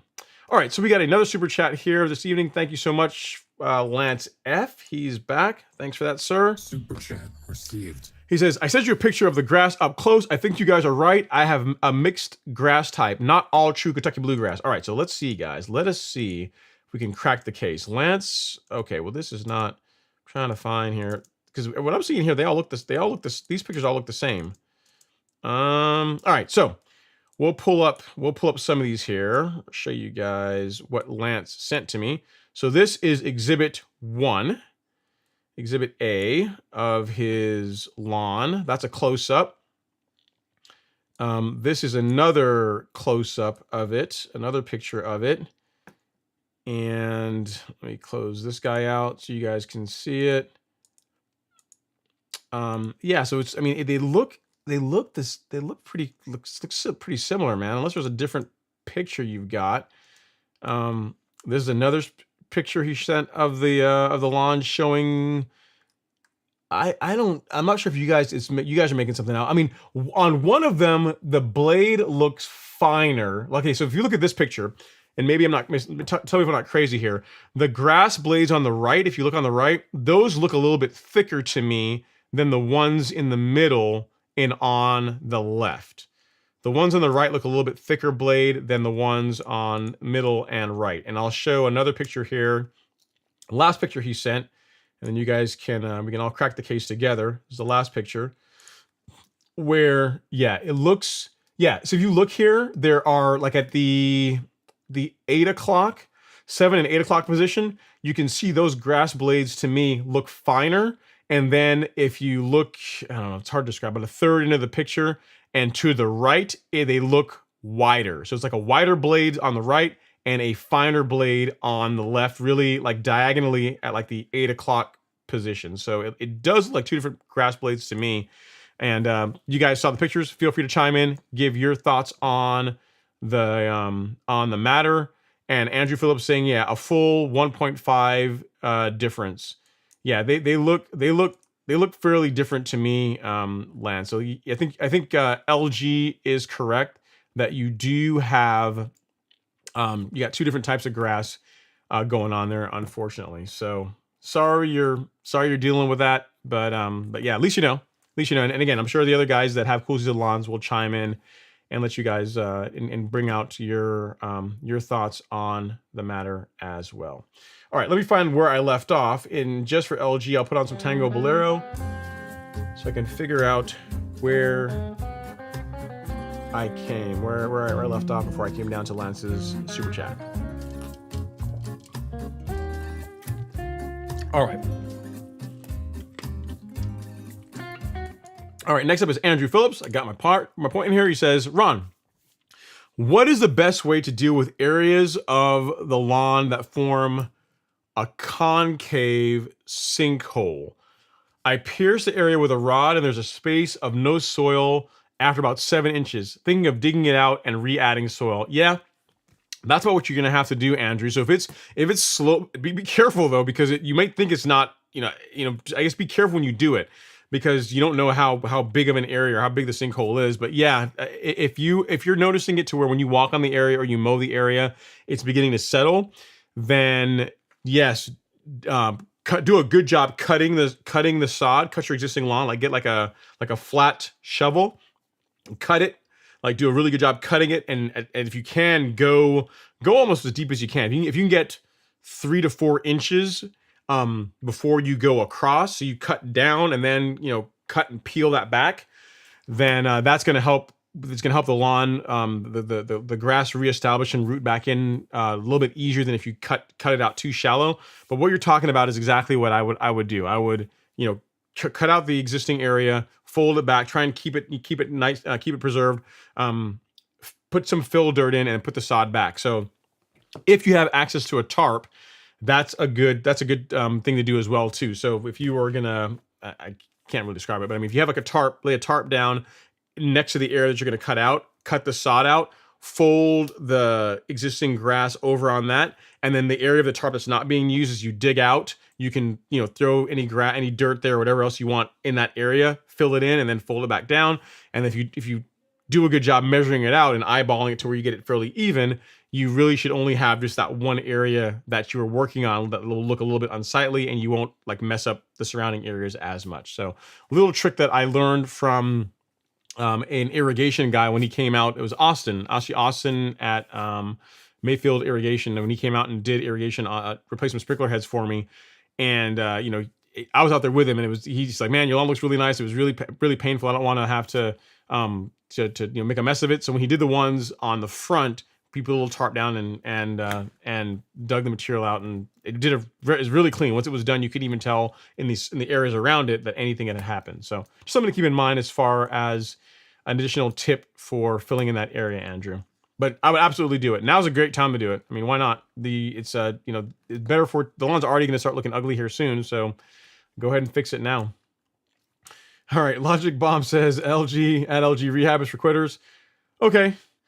All right, next up is Andrew Phillips. Andrew is chiming in on the question about the grooved roller, and his thoughts are, he says, grooved rollers are really good for sloped areas and other thins as well. I have a few slopes and want to get one for my Out Kensington 20H. Yeah, grooved rollers are awesome. I mean, if you can get one, I absolutely would. There's, you know, on the Sterling, that's the one thing that I would say, and I think I know why they didn't do it. It's ease of manufacturing and cost. This is probably a thing too, right? Because to make a grooved roller does cost more. They're more expensive because you have to actually machine them. But out of the two, a grooved roller, in my opinion, is a better option. So for the Sterling, hopefully Allen eventually offers one. Hopefully they eventually offer a grooved roller option for it. Because I've already seen some Sterlings with these on there, but I think they've gotten them from a third party. So hopefully eventually Allen offers a grooved roller option for the Sterling. But yeah, good. Like Andrew was saying, Colt, Pilly Pow, grooved rollers are awesome. I would absolutely get one. All right, let's see here. LG I gotta make sure I watch LG's his responses, because I know he's knocking some back. He says, you should be what you're saying is true. You should be my sponsor. And then LG says, bleep the haters that are falling behind in subscribers. You're dominating the lawn and the interwebs. Yeah, man. You know, here's the thing, LG. You have to realize is that haters are a rite of passage. You know, if you don't want to have people that don't like you for no other reason other than they hate because they ain't, it's you just have to just stay out of the public eye, and you just got to deal with it. Again, I've got pretty thick skin. Someone saying nasty comments to me about my lawn or grass stuff is pretty low in the things that are going to irritate me. All right. Next up is Ben Kane. He says, email a photo of the leopard spotted hybrid Bermuda lawn for context. Let me see. Do I have your picture? Anything from you, Ben? I don't think so. I don't think I see anything from you quite yet. So if you sent them, they haven't come in as yet. So if they show up eventually, I'll get them on the live stream for next week, but I don't see any pictures from you as of yet. So if you guys want to check out, wow, this is pretty awesome. These pictures have to be shown. So the gentleman that was talking about having a putting green in his back lawn. Now guys, you hear a lot of people having greens in their lawn, and most of them don't look that great. Most of them don't really look that great. So take a look at this. This is pretty awesome. So this is his picture of his back lawn. These are pretty sweet, actually. Makes me want to get one. If I didn't know how much work is involved in maintaining one, I might actually consider doing it. So this is his back lawn. You see, like, this is a little fairway leading up to the green that's there in the background. and a close-up here of the green. And that looks like a legit golf green. I mean, that looks really, really good. Really good. You got a little sand trap there, so we can work on his pitching game. Let's see here, and let's see what else he's got. Another shot of golf green in his lawn. Very nice. And then one more showing how it all started. One more showing how it all started, which is pretty sweet. It's a lot of work, but it looks pretty. It looks awesome. Looks awesome, sir. Very nice, Ben. Keep it up. Lawn and green look incredible. You're more dedicated than I am, because that's a lot of work, not just to do it, but also to maintain it. All right, I'm trying to see if I missed a super chat, because someone was telling me, I just got a comment from someone saying that I missed a super chat. I think I got your super chat, LG, didn't I? Oh, well, no, we got another one here. I'm sorry. Yeah, I missed your. Just do it right now. Super chat received. He says, super chat. This one is 2553 from LG, 7 p.m. sip time. Smash that like button and smash that Tango Bolero. Thank you so much, LG. I apologize profusely. You know what? When I scroll down, the way I have to do this, and I need to figure out a better system, unfortunately, is whenever you guys send me a super chat, it shows up on one piece of software I have. So I go down to bring it up here so everyone can see it. And because you set one and the value, like the other one was 2552, I think, when I scroll past it, I thought it was the exact same thing. So I am sorry for missing that. Was not intentional. Do forgive me. And as I find the next comment, here is your Tango Bolero. Let's see.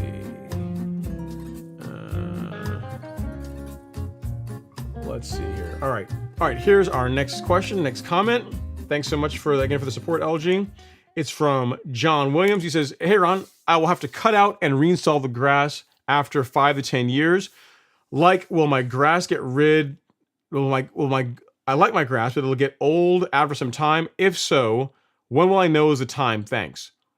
Okay, so are you asking if you have to get rid of your lawn in 5 to 10 years? No, not really. I mean, there are lawns. I get pictures and comments from viewers that have lawns that are 20, 30 years old, right? That have been around for a while. So no, you don't have to get rid of it after a certain period of time.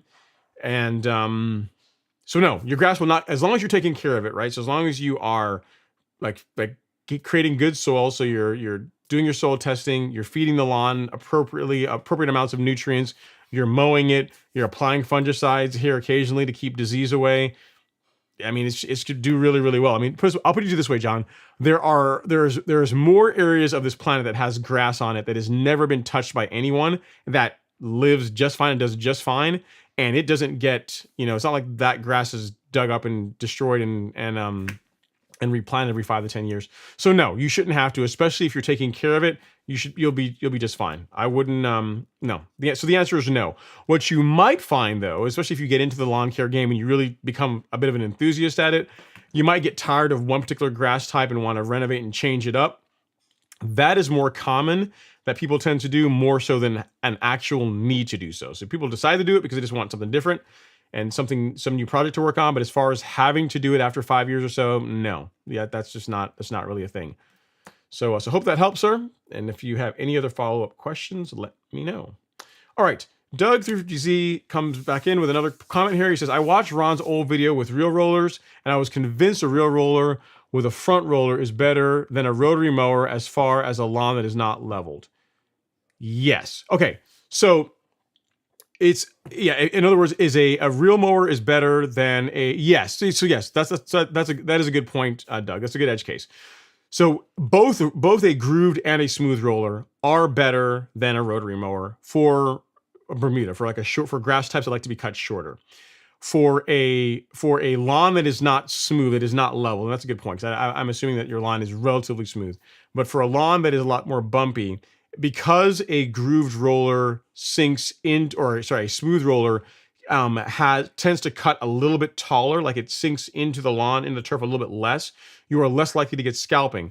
However, you could still just use a grooved roller and just raise the height of cut up a bit, and you pretty much achieve similar results. So yes, if you have a really bumpy lawn, a smooth roller, if you're going from rotary with a really bumpy lawn to a real mower, a smooth roller has an advantage in that's one small edge case.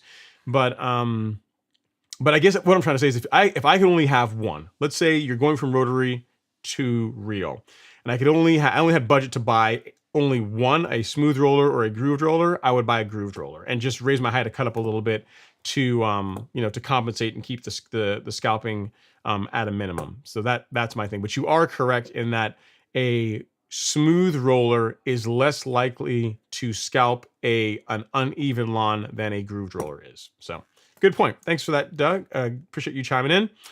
We got another super chat here. Let me run down here and grab it here really quick. One from Mr. Ben Raham. He says, Super chat received. I can't beat the sponsors tonight. Keep it up though. Thanks, Ron. Doesn't matter, man. And it all helps. So it's all a measure of appreciation, whether it's a $1 super chat or a $100 super chat. It's still I appreciate all of them. And because you don't have to, and I really do appreciate that you are directly supporting the live stream and the channel. So really do appreciate it, sir. It's not like you have to do better. You have to do a larger amount than everyone else to even to get on the show. I appreciate all of it. So thank you so much, Ben. Really do appreciate you. All right. Next is John Williams. Okay, so he's asking about St. Augustine and centipede grass. Okay, so if you're saying, do you have to get rid of, what do you have to reinstall in 5 to 10 years because of St. Augustine and centipede? Not really. Again, it's not strictly necessary. If you're taking care of the lawn and you don't do anything to kill it, like you don't go spray glyphosate on it or do anything crazy to kill it, the lawn will last much longer than 5 to 10 years. Again, if you decide you want to do a reno, that's when you'll change it out. But as far as an actual need to do it, not strictly necessary. Not strictly necessary. All right. Everyone is saying nice work, Alex. Great work, Alex. That front looks good. Rip out those trees while you can. Yeah, that's the one thing I'd say. One thing I will give him, I'm not sure I'm going to be able to find it here because I've got tons of other screenshots up here. Let's see. I think this is the one. Yeah. So the one thing that's nice about this is his lawn does not seem to be suffering from discoloration due to the trees, but you'll notice, look, he's got the canopy trimmed up a bit. So you see, you got just the bark, the trunk of the trees that's pretty bare. I don't know, probably 4 feet, maybe 5 feet from the surface of the lawn. So that's allowing more sunlight to get down there and as allowing the lawn to still be green. However, if these trees get really big, if they continue to grow and get bigger and bigger and bigger to where they cast a larger shadow, eventually you will start running into problems with the grass directly next to the beds beginning to thin out a bit. So just something to keep in mind. And John is get rid of the trees while you can. Just something to keep in mind. It looks good now, but if the trees keep shooting up, eventually you will likely run into some challenges with having the same thickness and consistency and color throughout the entire lawn. All right, Lance F says, thank you guys for your input. Should I do the reno in the spring or fall on the Kentucky bluegrass living in northern Nevada? You guys feel free to chime in. I've never done a reno on a cool season lawn. A lot of guys tend to do them in the fall, Lance. However, being in Nevada, it doesn't, I don't know, northern Nevada, it still probably gets, it's just the desert. It still gets pretty hot there. I don't know. You guys that are here in the live stream, chime in on your thoughts. I've seen them done both ways. Most people that tend to overseed or seed lawns tend to do it in the fall, but if a reno in the spring should be okay as long as you have the irrigation and the water to be able to keep the lawn alive during the summer months. Lansef. That'd be my only consideration. If you have irrigation or a way to keep the lawn happy during the heat of summer, then springtime is what I would say. But if you don't, then August time frame would be better when the main heat of the summer's gone away and it's beginning to cool off. So, but feel free, anyone else that has any thoughts on the matter, feel free to chime in. All right, and then NMS Otter says, actually the transformation was done with the TrueCut 25H. The new to me Greens Master 25D will be here in a few weeks. Love the content. Keep up the great work. Awesome. Nice. So even better. So the True Cut did so that makes your story even that much better. NMS makes it even that much better. So let me see if I can find which pictures were yours, because I have tons. I have tons of things from people here in the live stream, and I want to make sure that I put the right ones up. I think this one was you, right? So May, yeah. So I think this was it. So May from this to this, he was saying was primarily done with a True Cut, 25, and that the new the Ride-On Greensmaster is like the 3250 is going to be the new addition. So it's going to be even better, man. That's awesome. But again, regardless of which mower you used, whether it be the Ride-On Greensmaster or the True Cut, the C, or the 25H, I'm sure it was a lot of consistent mowing that got the lawn to that. Like a lawn doesn't, like fertilizer alone is not going to take a lawn from this to this. I don't care how much you fertilize it. You're not going to change a lawn to look like that without a lot of mowing. So great work, sir. And can't wait to see how it looks next season once you put the greens mower on it. The 3250, well, 3250D on it anyway. Awesome stuff. All right, next up is David Grant. He's up next. He says, hey, Ron and Golf Course Lawn fam, I've been seeing fertilizers with silicon in it. What would you notice a visual benefit from this more than the same for without silicon? Thanks, appreciate the help. No, so not really, David. So you're right. You are correct that silicon is a relatively new addition to fertilizer. Like Essential G has some silica in it. The benefit behind it, from the research I've done and also talking to the folks at Miramichi Green, is that it helps increase cell wall strength. So as far as making the grass literally just a little bit more rigid, as for like physically stronger, those are the benefits to it. It's a relatively new addition to lawn care product, but that's the theory behind adding silicate, or some products in that family to fertilizers, to soil amendments. Again, if you look at the ingredients for Essential G, it has some already in here. So I can pull up the label here and actually show you guys. Can I find it on the label? Let's see here. Yeah, but it has, it's biochar, coffee grounds, and some silica as well. But I can't get over to that part of the label on here, unfortunately. It's not showing up. I can't do it because the way I have the screen sized right now, unfortunately, guys. So, but if you go to Miramichi Green's website or pull up the product label, actually I can just do that. We can just do it that way. Here we go.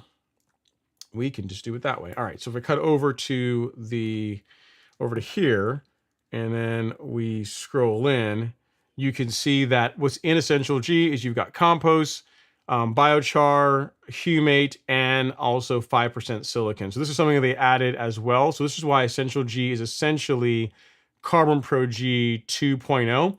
And one of the additions they made to the product is the addition of silicon. And again, the theory behind it, David, is that it helps improve the strength, the hardiness of the plant, of the grass. So hope that helps. As far as the visual benefit to it, like a visual difference as far as color, you're probably not going to see any, but it is going to make the idea is that by increasing the hardiness, the grass becomes more disease resistant and that kind of thing. So hope that helps, sir. I've been applying it to my lawn from Essential G for over a year now, because I started last year. So yeah, and there definitely hasn't been any negatives to it.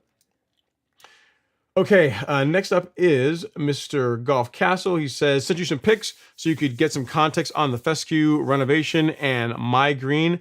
I have some questions regarding undesirable grass around the apron. So he's talking about, Mr. Awesome Lawn here with the green is just, here's the thing. I don't really see any golf castle. I don't really see any undesirable grass that you're talking about. Let me see if I can get a little bit closer here. Like one of the pictures you have of the sand trap.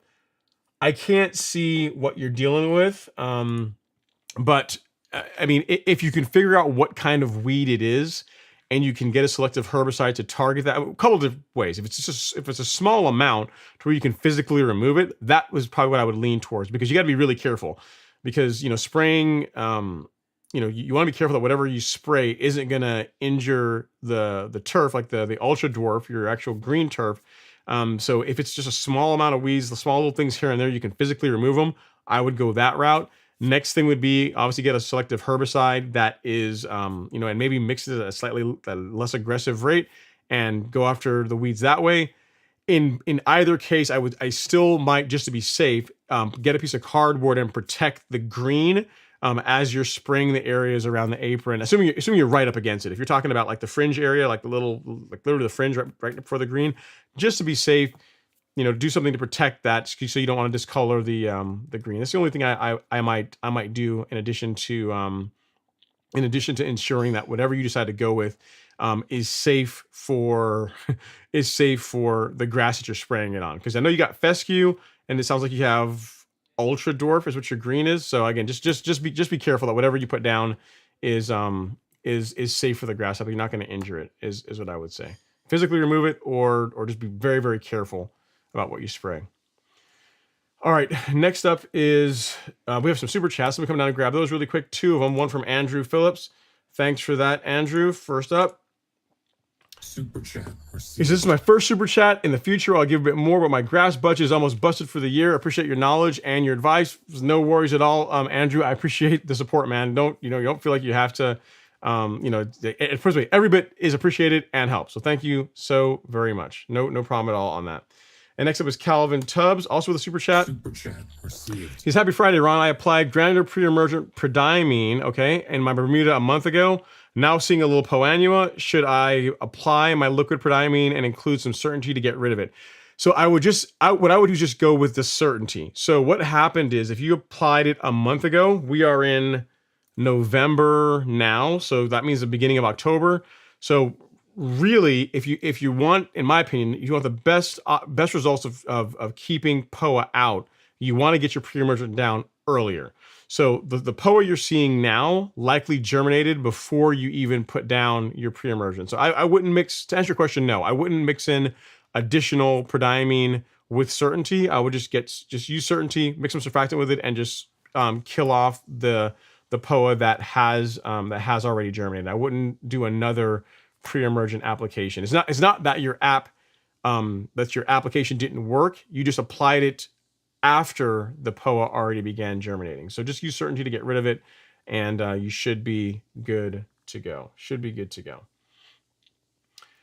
All right, let's see what else we got here as far as questions. We got one from Will Ward. He says, "Hey Ron, what kind of blower do you use to blow leaves off your lawn? I'm looking for a new one. Thanks. I don't really have a bunch of leaves on my lawn, but my blower is the blower attachment for the Stihl combi system. So it's probably not the best option if you're looking for something with a lot of horsepower for removing leaves. Like I might get a dedicated backpack blower for that. Again, mine is literally it's like a stick blower. It's like a stick attachment that goes into my Stihl combi, and it does a good job. It's great for like blowing grass off of the sidewalks, off of driveways, that kind of thing.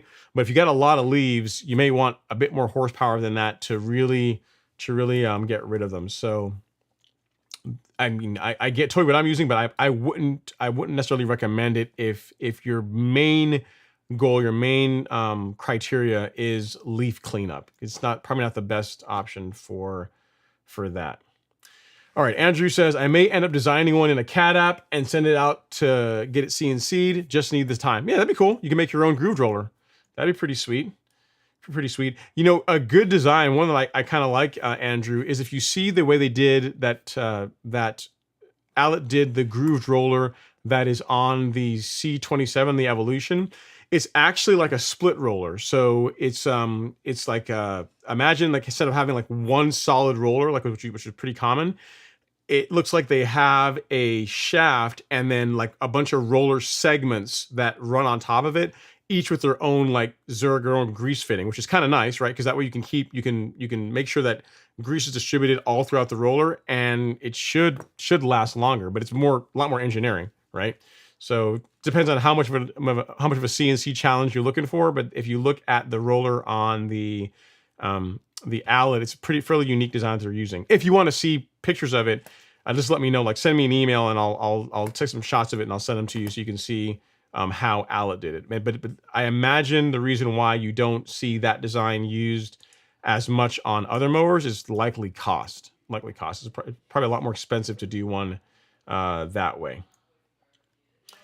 All right, next up is Ben Raham. He says, what gear do you use and why? Good results can come from different methods. As we warm season guys need topics to stay engaged on during the off season to make our Christmas list is a good topic. When you say gear, what do you mean? Are you talking about like camera equipment or like lawn care equipment? So I'm not sure which one you are asking about, Ben. For lawn equipment, you guys already know. I use the Stihl combi system for my blower, stick edger, rotary scissors, pretty much all the like those types of power tools, like the handheld power tools. For the mowers, got the Allet and the Greensmaster and the C25, and that's it really for equipment. No, and for my broadcast spreader, I use an Earthway 2050P. And if you're talking about for camera equipment, I should probably do a separate video on that because it's a lot to go through. But it's a couple different cameras. Like this is we're looking at here is a cinema camera, and then this is a mirrorless camera that is like my B cam. So if you are really super interested in it, I will do a video on my setup, and I'll either create another channel for it or I'll like post it unlisted or something, and you guys can check that out. I mean, so if you want something that's to geek out on, but let me know which one you're talking about. I think you're referring to lawn care equipment, in which case I already answered your question. All right, and then you said, oh, and we all want a shot on the gear and why we use it. Okay, yeah. So just clarify what you're actually asking about, Ben, and I'll do my best to make it happen. But as far as equipment, I've already got a couple of videos on what I use in the lawn. If you're talking about camera equipment, that's like its own thing. All right, next is JC105. He says, hey, Ron, I have an area of sod, this over a month old. Congratulations. It seems to be full of nutsedge. Any recommendations with it being so new? The rest of my lawn is going dormant, but this area is still green. So it's difficult to answer the question without knowing what kind of grass you put down.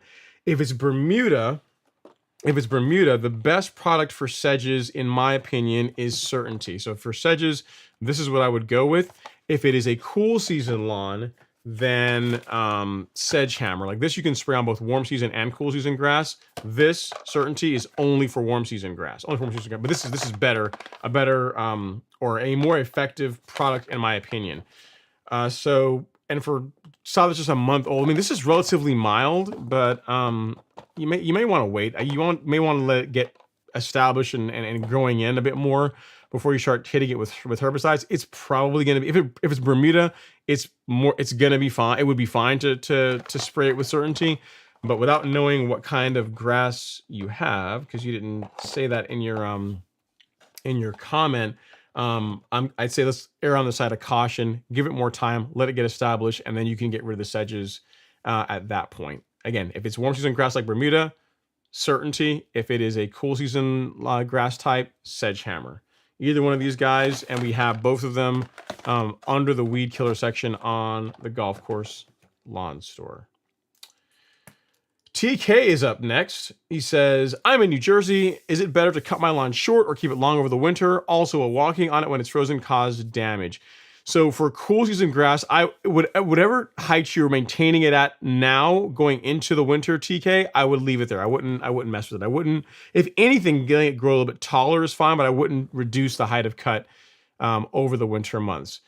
Will walking on it when it's frozen cause damage? It can damage. Yeah, if you're walking on a like a hard frozen lawn, you can damage the grass by doing that. But it's not. I mean, it's not like I'm saying don't walk on your lawn a lot. In other words, I wouldn't get out there and play football on a lawn that is frozen, or go out and just get out and play sports on it. I wouldn't do that. So if you can stay off of frozen grass, it is better for it.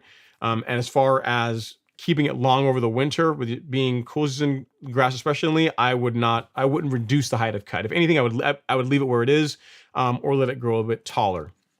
In other words, I have Bermuda, and I last year I was maintaining it at just under half an inch TK, and I did not reduce the height of cut going into the winter. I left it exactly where it was. And the same thing this year, I'm cutting it a little bit taller. I'm at 3/4 of an inch, and it's just the same height that I was at. I mean, I'm not cutting it any shorter going into the winter months. So leave it where it is, or let it grow taller is what I would say. All right, Andrew Phillips says, my all lawns are brown. I'm dominating in my neighborhood.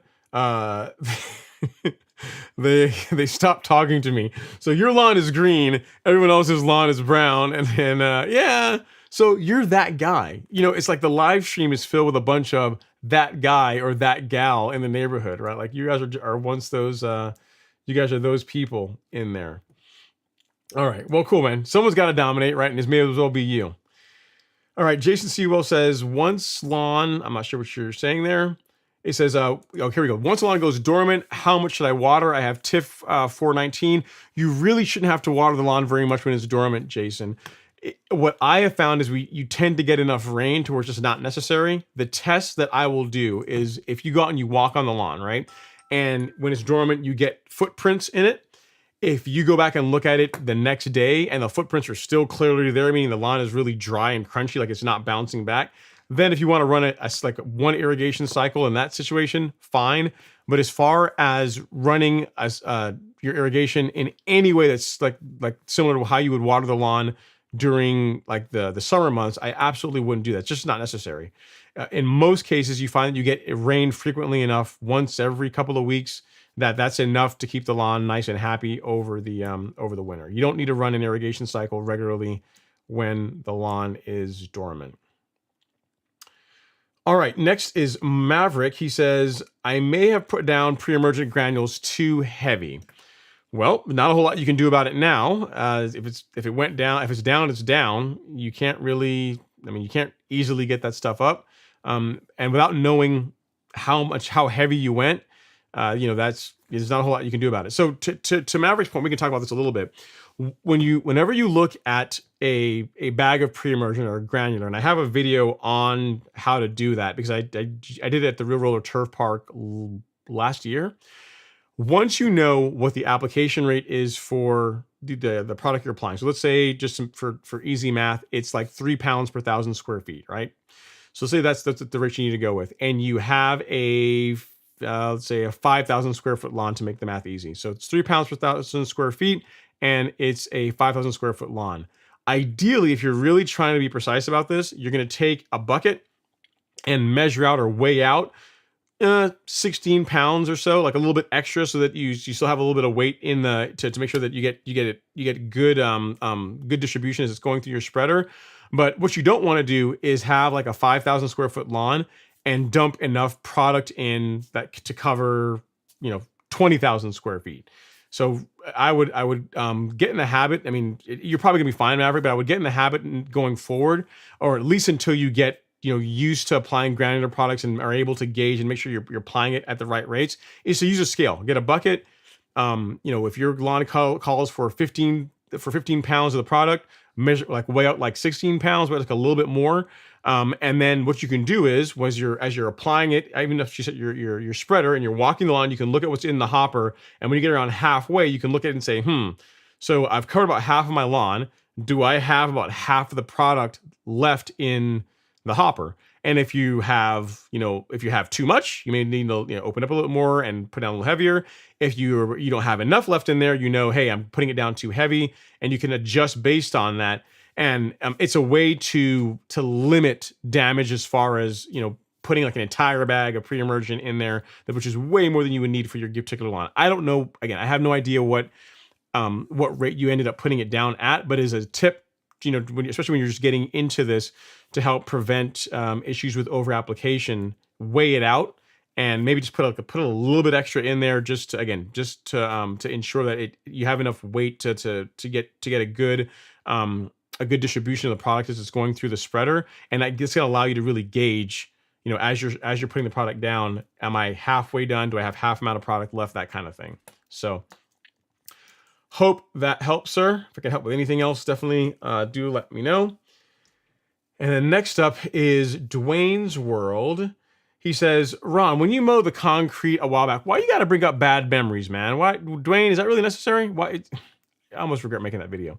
He says, when you mowed with the concrete a while back, what type of bed knife did you go with when you placed it on the GM? High cut, fairway, or super thick? It is a fairway. It's a fairway bed knife. It is not the one that's designed for cutting. It's not the thinner bed knife. It's designed for cutting super low, and it's not. And I have there's also two bed bars. There's different bed bars you can get too, and I think it's the red one. There's a black one that's more aggressive as far as the cut, and I have the red one. Sorry, I don't have the black bed bar. So the standard one, the fairway, not high cut, not super thick. The fairway one is the one that I went with. And as far as the reel, it's an 11 blade. I think it's what they call their Edge series. Like they upgraded the metal in their newer reels, whatever, and that's what I have in the 1600. So it's a nicer reel. It's a nicer quality reel that's in the Greensmaster now than what it came with, or what was available as an 11 blade when that mower was brand new. So hope that helps, Dwayne. And yeah, I'm gonna try and not mow concrete anymore. Appreciate you bringing up the memory though. All right, and if any of you guys are wondering what Dwayne is talking about, was it last year? Either last year or the year before, I hit the edge of the driveway with the mower and totally trashed the reel and bed knife. So that's the video that he's referring to. And if you guys are interested, just get on the channel and look up broken mower or whatever. I forget what I even called the video. Yeah, actually I'll put it here so you guys can actually see it. I'll let you put it in the chat because why not? Sure, some of you guys have not been watching the channel for a while and are curious. Watch Ron break his mower. So that video there, and then the video that follows after it shows repairing it. So how I broke it and how I fixed it. All right, next up is Kathleen Gamble's in the house. She says, hey Ron, how do I get rid of mushrooms in the grass? Also, is it a little bit too late to fertilize the grass? I don't really do anything for mushrooms, Kathleen. I'll tell you that one thing I noticed this year is that by reducing the amount of thatch that's in the lawn by regular turf raking, I didn't have like as far as the amount of mushrooms that I got in the lawn, it only really happened in the front lawn, which is an area that I didn't turf rake nearly as much as I did the back. Like in the back lawn, I don't get mushrooms at all anymore, period. Since going to the outlet. And the only thing I can figure is that by reducing the amount of thatch, thinning out that spongy layer where a lot of moisture and dead material can kind of hang around, that the mushrooms just don't, they're not as present. The conditions are not as good for them as they used to be in the past. What I would tell you is to not worry about it, because even before I had the outlet, when I got mushrooms, they would be there early in the morning. By 10 o'clock or so, once the sun came out and it got a little bit warmer, they would die off, and it just really wasn't that big a deal. So I really wouldn't worry about them too much. If it really bugs you, if you can get on a program where you can start turf raking the lawn, like reducing that thatch layer, you should find that mushrooms are less of a problem. But again, I really wouldn't worry about it. Like that was just like a bonus in my case. I didn't start turf raking regularly and thinning out the lawn regularly to try and get rid of mushrooms. It's just one of those things that came along as a bonus of doing it. Good question. Great question. All right. Next is Ben Raham. He's back. He says, maybe a couple weeks late, but for y'all that could not make it to meet Ron, he's only better in person, the real deal. Thanks for the effort, Ron, and making such good stuff available to us. It works. You're very, very welcome, Ben. And I'm glad that was the feeling. It was really cool meeting the people that were able to make the turf park party. I felt kind of rude at some points because people would come up to me like, "Hey, Ron, what's going on?" I'd be like, "Hey, person in a green shirt holding a beer. I don't know what your name is, but And I hate to do that because I feel like you guys know me, right? But I don't know a lot of your names. But many of you guys came up and said, "Hey, I'm I'm Higgy Pop, or I'm Papa Mo's Low, or I've met, or I'm who else was there? Moro was there, so I met him and his son. So it was cool putting a lot of the handles, the YouTube handles or avatars that I see online with an actual face. But yeah, I'm glad that I'm the real deal in person, and that I was the same person that you see online is the same person you see in person, because that's who I am. I don't know how to be anyone else but me. So like me, like hate me or love me, what you see is what you get. All right, next up is Logic Bomb. Yeah, he says he agrees with me. He says, yeah, the darker grass looks finer and less broad. I agree. It looks like two different grass types to my eye. And Brew Cruise Fishing, it says sharpen his blades and needs water, but it could be the time of day. I don't know, Bruce Cruise. I don't know about that one, man. I mean, he does. I agree. He does need to sharpen his mower, but I mean, even time of day, man, I don't think there's going to be that much difference in color, from that. That looks like two different grass types, especially when we look up close here at some of the pictures. If I can find them again. Nope, wrong one. If I can find them again, that doesn't look like different time of day to me. That looks like different grass. You know what I mean? Like look at the right of this picture. You see how it's a thicker blade grass on the right, and on the left it's finer. It looks like two different grass types. And the thicker grass looks lighter to my eye. It looks whiter, and it also looks slightly lighter in color. So that's what I am seeing there. All right, Andrew Phillips says, I use a mechanical pH meter. I was shocked as well. Not sure the difference. Trying to figure out how to solve it, since I don't want to negatively impact the green side. Yeah, I've never used one of the mechanical pH meters to know how well they work, or what the proper way to use them to ensure you get accurate results. But I mean, I have no reason to think that it's not accurate. And you said it was a 1.2 pH difference. I don't know, man. That seems like a lot, Andrew. That seems, I mean, a 1.2 difference in pH seems, I mean, it could be, but it seems like that's a pretty big difference between like an area of the grass that looks a certain way, and one that doesn't. However, if it's consistent, meaning if you can go out and stick it in any area of the lawn that's dark, and you're getting one reading, and then you go to the areas of the lawns that are lighter, and consistently, no matter where you stick it, you're getting a different reading, and that difference is about 1.2 difference. I mean, you could be onto something. You very well could be onto something, but yeah, I've not seen that before. So that's cool. That's cool that you've actually testing it to that level. Nice work. Very, very nice work. All right, and you said it's been like this for the last 4 years. Really noticeable once the turf starts getting tight and thick. I don't have the grass issue Lance does. I have common Bermuda. Thanks. Very, very cool. All right, Will Ward says, do you ever follow any other YouTube lawn enthusiasts? If so, which ones? Who do I watch? I don't watch everything that everyone does, because frankly I don't have time between work and like trying to create content and karate. And that when I'm online on YouTube, I actually like to watch videos on like science and space and videography, like that kind of stuff. Like I don't want to watch a bunch of other lawn care stuff. But who do I watch? I watch Bermuda Grass Central. I will check out Daryl. I watch his channel. I watch some of his stuff. I watch some of Dwayne's stuff. I watch some of Alan's stuff. Who else? I mean, I've seen Doc's stuff in the past, but I haven't watched any of his stuff. I don't know, for probably a long while. But I don't know if I've watched any Doc stuff this year, really. But I mean, it's rare that I spend. Like, I'll put it this way: watching other lawn care content on YouTube when I'm watching YouTube is probably 10% of what I watch on YouTube, as far as that goes. Because again, when I'm not doing like this, which is like work, then I'm like watching stuff that has nothing to do with this, right? So again, like science or like making better videos or that kind of stuff. So yeah, if I watched everyone's watch every video put out by every other YouTuber, I wouldn't have time to do anything else, unfortunately. Will. All right, next is Andrew Phillips. He says, great, thanks a lot. I will do that. Should I fix that on the hole in the early spring? That'd be a good time to do it. Beginning of the growing season, when you've got plenty of rain, heat, and sunshine ahead of you, that's a great time to do it. And or I mean, either way will work, Andrew. like later next spring is fine, or now is fine. Either one is either will work. 'Cause you got Bermuda. It doesn't really matter. Bermuda, it's really, really, really hard to do something to mess Bermuda up.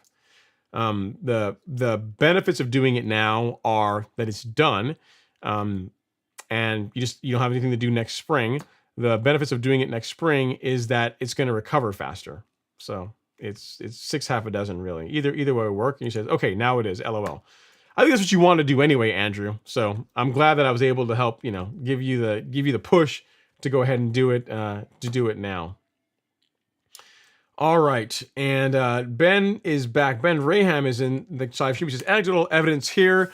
I have a horrible lawn. The True Cut does not care. Mowing often as low as you can go with a real mower will produce great and awesome results. I agree. That is the secret sauce. Like I always say, like a lot of the products that I sell on the Golf Course Lawn Store, the biostimulants, the fertilizer, soil test kits, the herbicides, yes, they're all important to a lawn care program. They do help, but that is like the sweetener on top of mowing. Like mowing is the core activity. Like I even here when people ask me like how do I get a great lawn, I break it down in this little infographic right here on the store. Click on that. So first, get rid of weeds because nobody likes weeds in their lawn. Get rid of weeds. Do the soil test. Fertilize your lawn according to the soil test results, and then mow, and mow some more, and then enjoy the results. So that's the way you go about it. I mean, yes, adding biostimulants to your program will help. Doing using fungicides to help keep disease out of your lawn does help. But to take a lawn from 0 to hero, the most important requirement to that is mowing. Is regular mowing, because the way you can think about it is think about it from this aspect, right? If you are doing a spoon feeding program, which is going out there and fertilizing your lawn more than once a month. So you're doing it the way that I do it, which is like twice a month. I do a granular once a month and I do liquids twice a month. Really, that's like 3 fertilizer events over the course of 30 days, right? If you think about mowing, I'm mowing during the summer every other day, at least twice a week, really more like 3 times a week throughout most of the growing season. So the thing that you do the most of, you want to make sure you do it as correctly as you can, which is why having your mower, using the right mower, having it set up properly, making sure that it's sharp, like that has a bigger influence on your lawn than pretty much anything else as far as an appearance standpoint. So I agree with you, Ben. Your True Cut, again, any real mower used regularly that's set up properly is going to produce great results. So thanks for chiming in, sir. Really do appreciate it. And next up is NMS Otter. He says, I've been using PGR on my turf for years. I sent you a picture for the non-believers. The stalk on the left is from the neighbor's yard, and the one on the right is mine after a couple of months of use. I don't know if I have another picture from you, NMS. I'm not sure what is going on with my email, but I don't have anything else from you at this point. Oh yeah, I do. Yeah, I found it.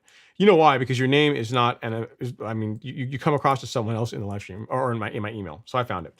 So he wanted to show, so you guys want to see the difference between PGR, the difference that PGR can make on the grass. So left is neighbors, no PGR. Right is with PGR. So take a look at this picture here.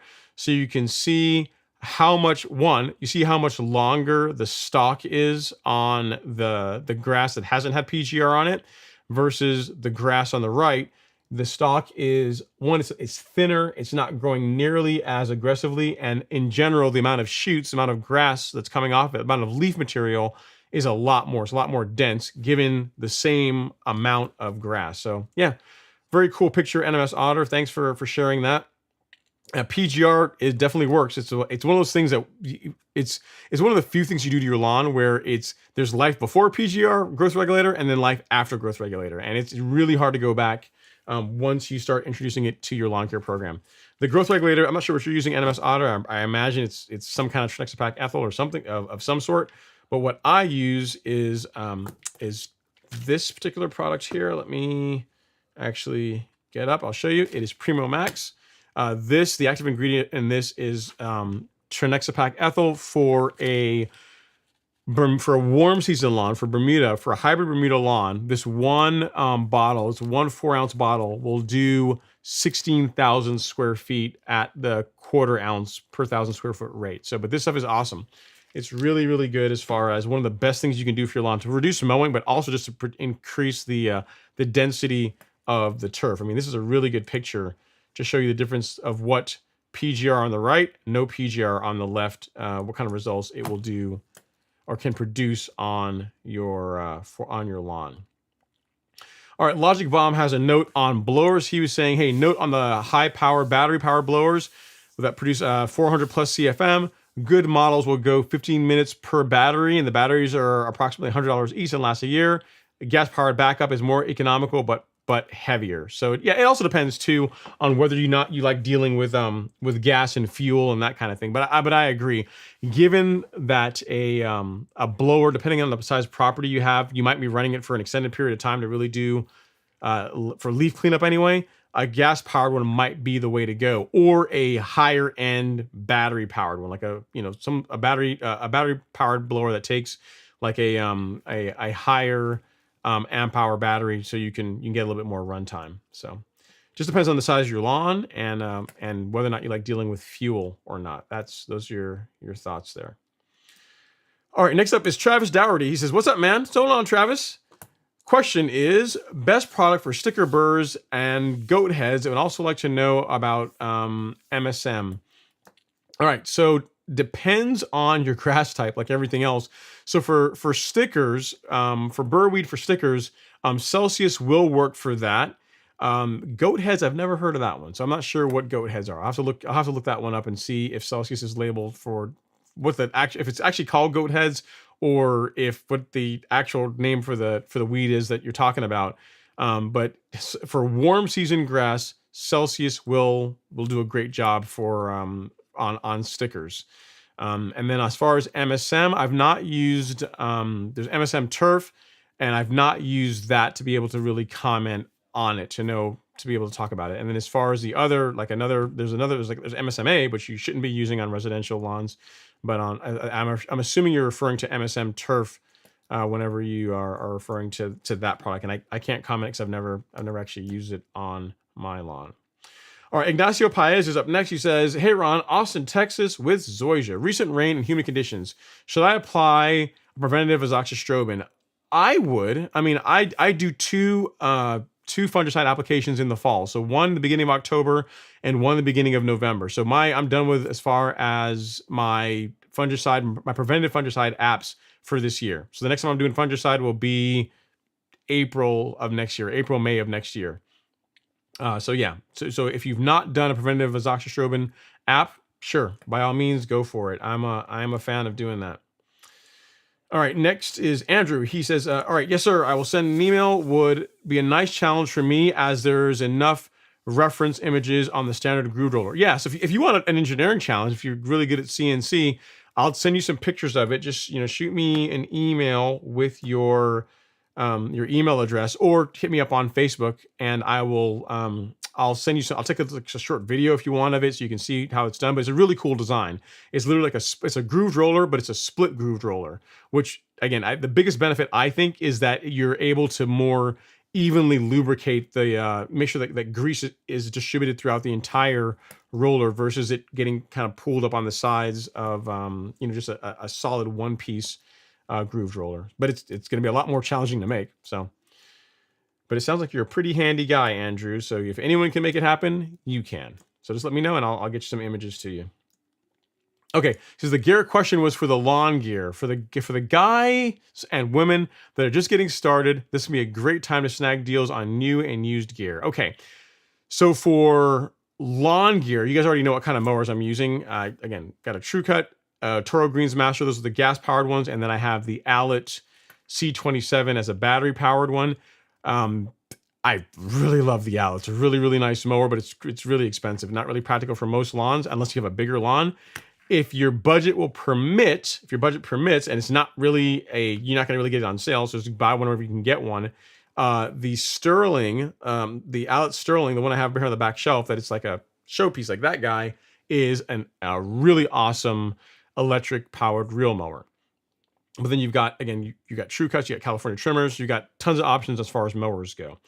When it comes to lawn equipment, I can only speak to what I've actually used. Again, I use a Stihl combi system. It's a gas powered system.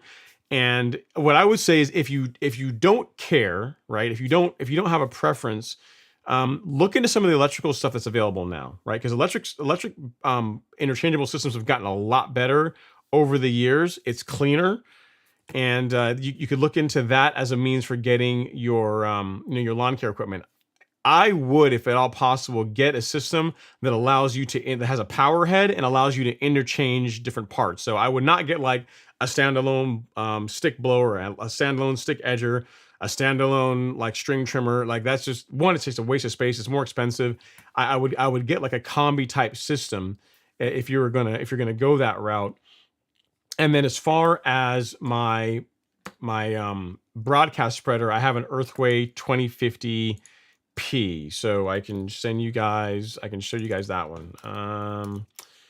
Let me get a link for it here, and I'll post it here in the chat. So the Earthway is this guy here. This is what actually I'll put a link in the chat. So I'll say my Earthway 2050P, Earthway 2050P, and that's a link to it. And then if you want to see what it actually looks like, I can do that. I've got videos on reviewing that particular spreader, but this guy is the one that I'm using.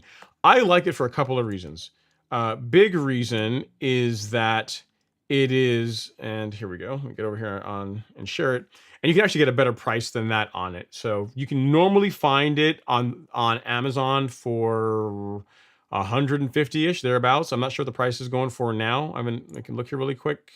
Unless the price went up, and the price on everything's gone up. But when I bought mine, this spreader last year was $159, I think is what I paid for it. But the price on it may have gone up because Lord knows the price of everything's going up. But this is a good one for a couple of reasons. One, you got air-filled tires on it, right? Which is good. It's going to make it a nicer experience to use on the lawn. It's going to be a little smoother to run over the lawn.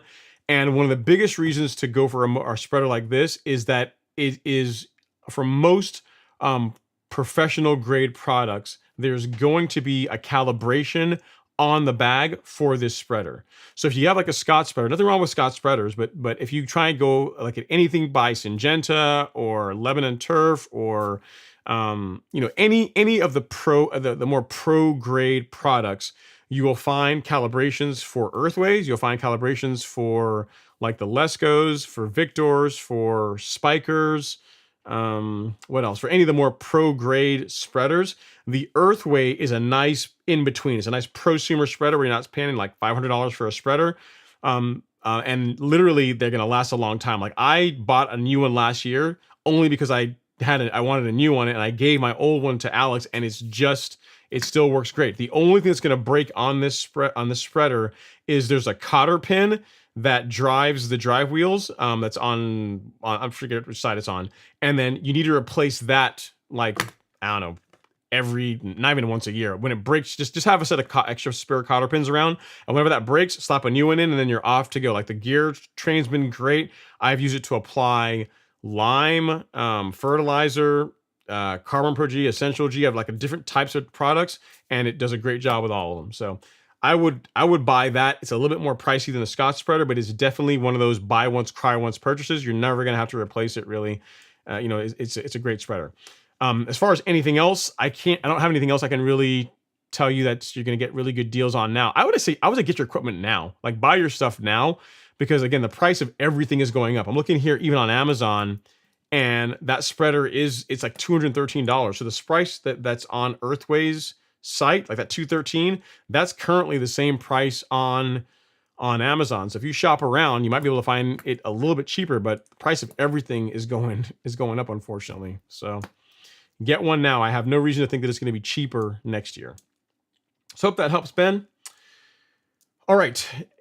Next up is Travis Dougherty. He says, "How do I get licensed in Texas?" I don't know. There's normally you can normally just Google that and figure out like what the requirements are. Most states have a to be a licensed applicator. I'm assuming that's what you're talking about.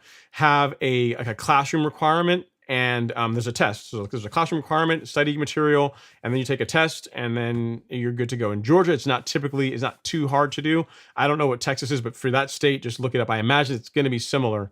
That there's going to be some training material, probably some amount of classroom time you have to have, and then a test you have to take, and then you can be a licensed applicator. So you can spray other people's lawns for money for a living if you want to do that. All right, and next up is Ben Kane. He says, "Third time's a charm. Email the photos of my leopard lawn." I don't see. I think we made it. I think we made it here, Ben. Yeah. So you guys want to see? Yep, I got them. They came through. They made it this time. Maybe what you were sending were the images were too big. So I'm going to show you guys what Ben's lawn looks like. And my lawn didn't look quite this. Was not quite this splotchy. But there's lawns in the neighborhood that are just like this. Like the one down the street at the corner was like this for a couple of weeks, and then it evened out and went completely dormant. So nothing to worry about. I will research it and try and figure out and get an answer for you as to why it happens, but it's not an uncommon thing, Ben. Nothing to worry about. Nothing to worry about at all.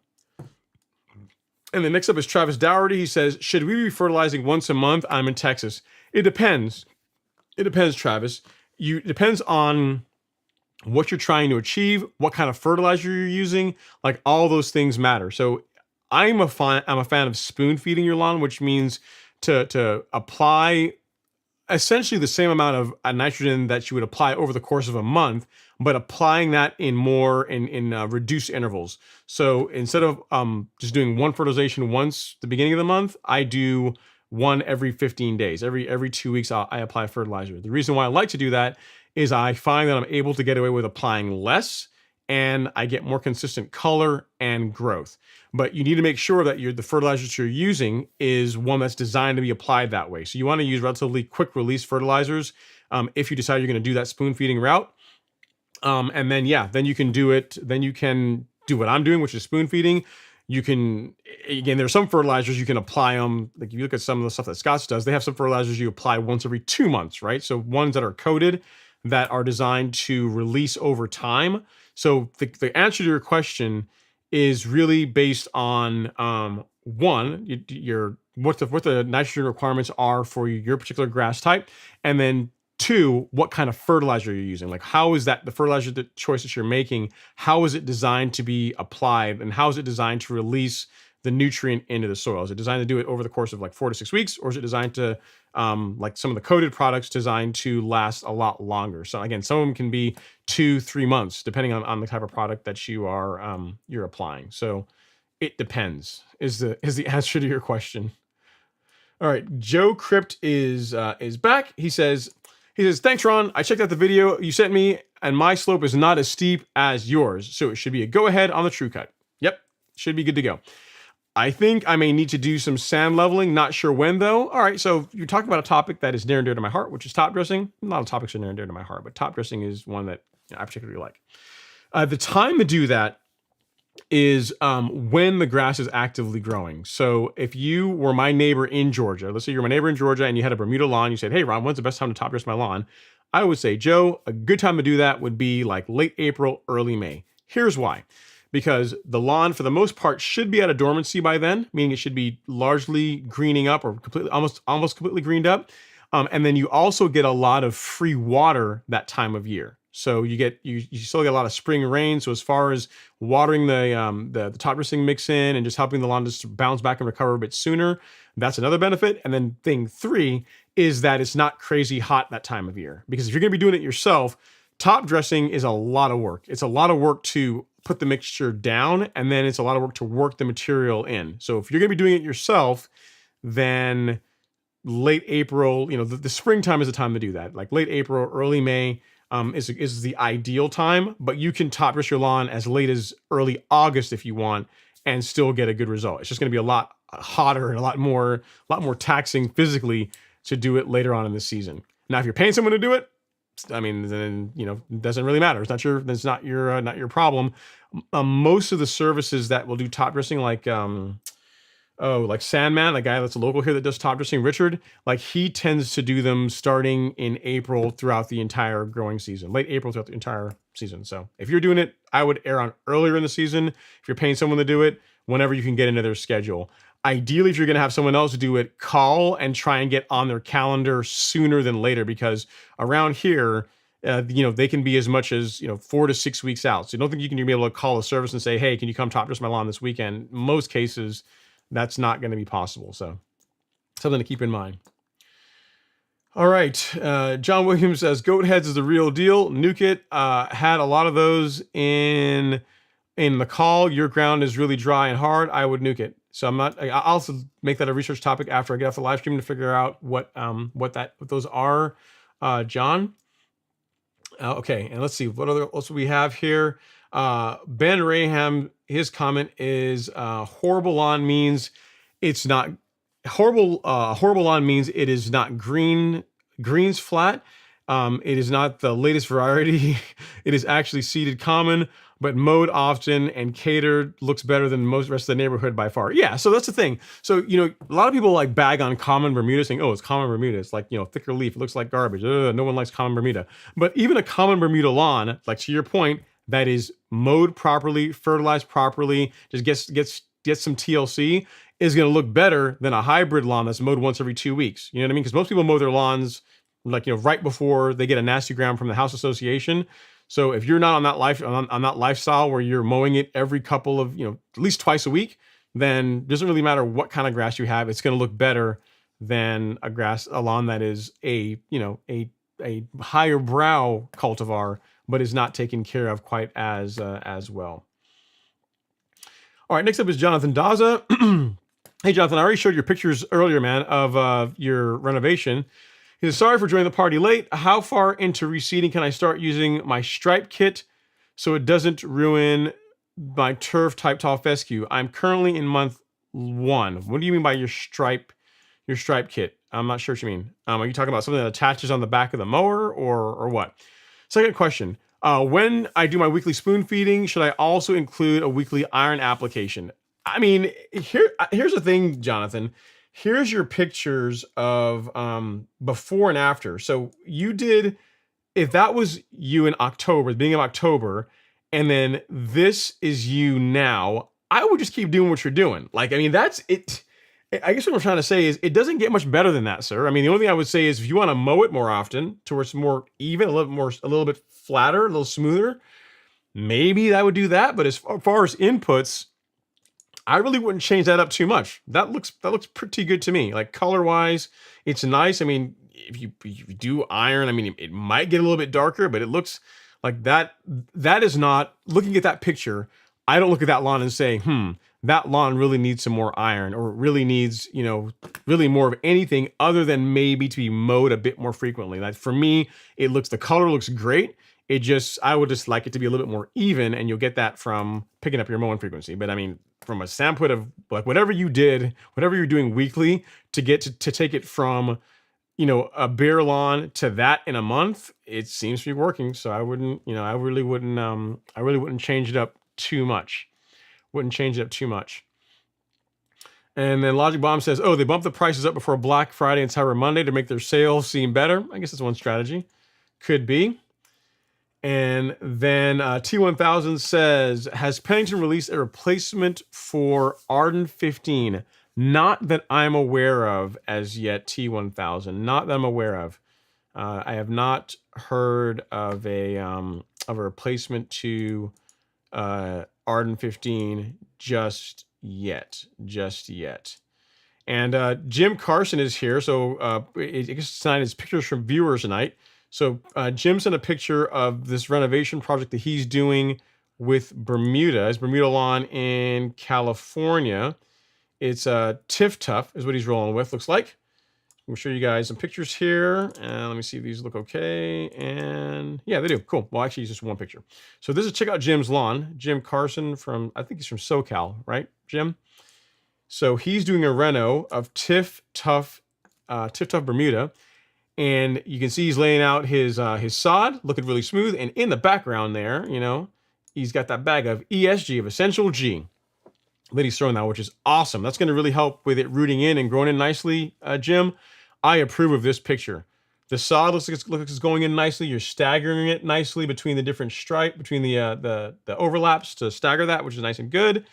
And you're putting down some Essential G prior to putting your sod in. And looks good, man. Overall, you are looking solid. Nice work. Now, keep us posted on how it develops. Really looking good, man. All right, next up we got a super chat one from Joe Crypt. Thank you so much for the super chat, Joe. Appreciate you. Super chat received. He says, thanks, Ron. I'm in Buford, Georgia. I may have to do it myself with some manpower. Do I just use masonry sand or do I need a mix with soil conditioner? Okay, Joe. So it depends. With you being in Buford, Georgia, if your budget permits, what I would tell you to use is the Super Sod level mix. It is, as far as like the best stuff you can use for leveling a lawn. That's going to be very clean, and by clean I mean there's not going to be like lots of rocks and twigs and trash in it. That is about as good as you can get. Like I've done a lot of different top dressings over the years, some with just pure sand, some with just straight compost and blends from different places. And nothing that I've used so far really holds a candle to the level mix that Super Sod puts out. You can save a little bit of money if you use this link. I think it takes like $10 off the price of a bag. But this stuff, let me see if I got. I think I've got this stuff here is what I would say to go with, and the price does include delivery. So hang on, first I'll put the link in the chat for you first, so you can see what I'm talking about. So let's see, at Joe Crypt and leveling mix. This is what I would use. So get that, and we'll show you here really quick. While I've got it up, is there. So if you go to Super Sod, they offered a couple different options. You can get the compost, right? Which is which is just sounds like it's just compost. I would not level your lawn with this one.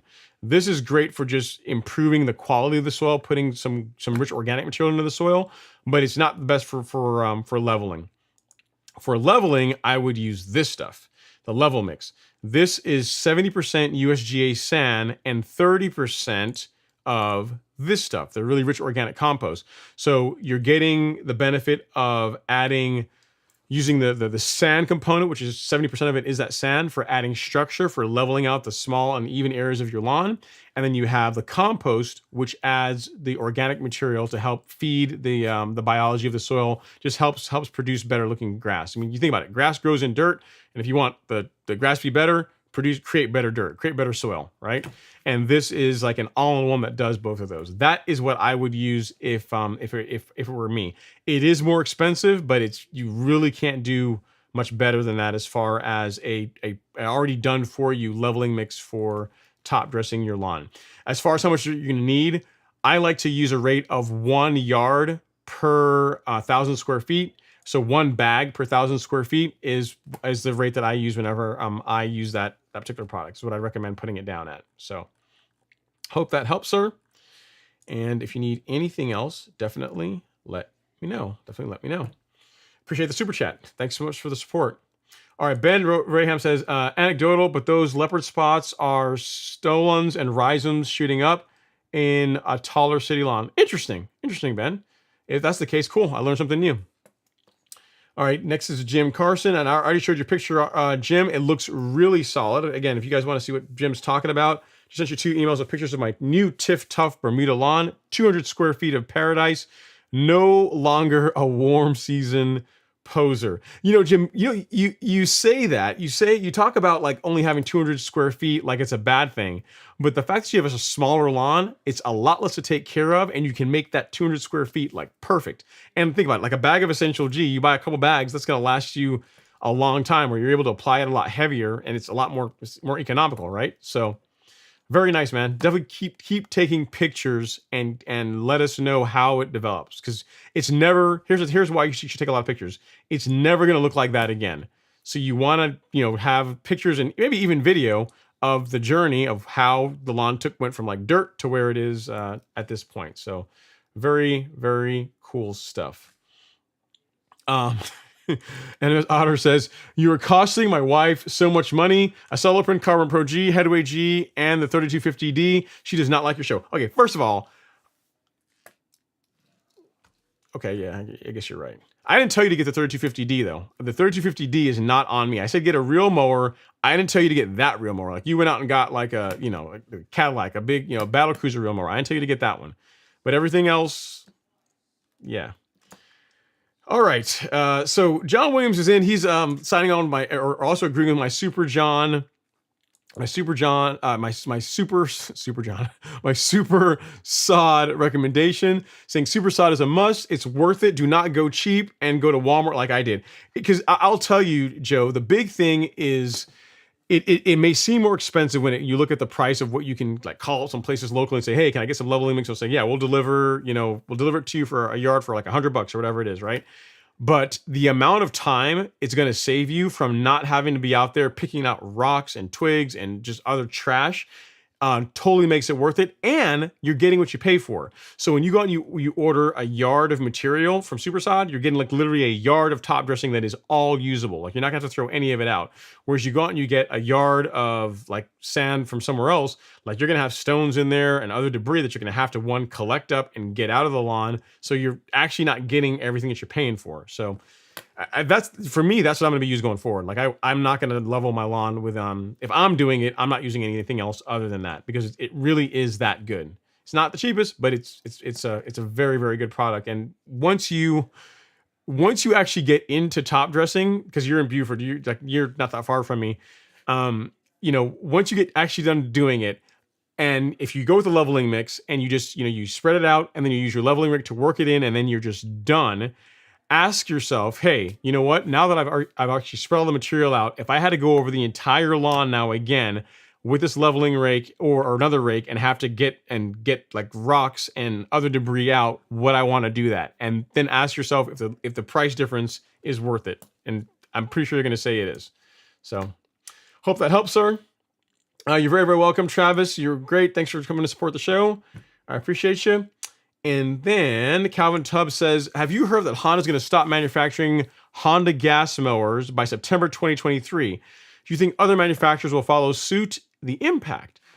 I've not heard that. I'm not surprised though. Here's the thing. Eventually everything's going to go electric, guys. I mean, it's like, especially in lawn care, because the equipment, like our engines are not even like as nearly as efficient as the engines that are in your car. Like the engines that your car's running on are relatively clean burning. I mean, you got like catalytic converters. They're tuned. They are tuned for emissions.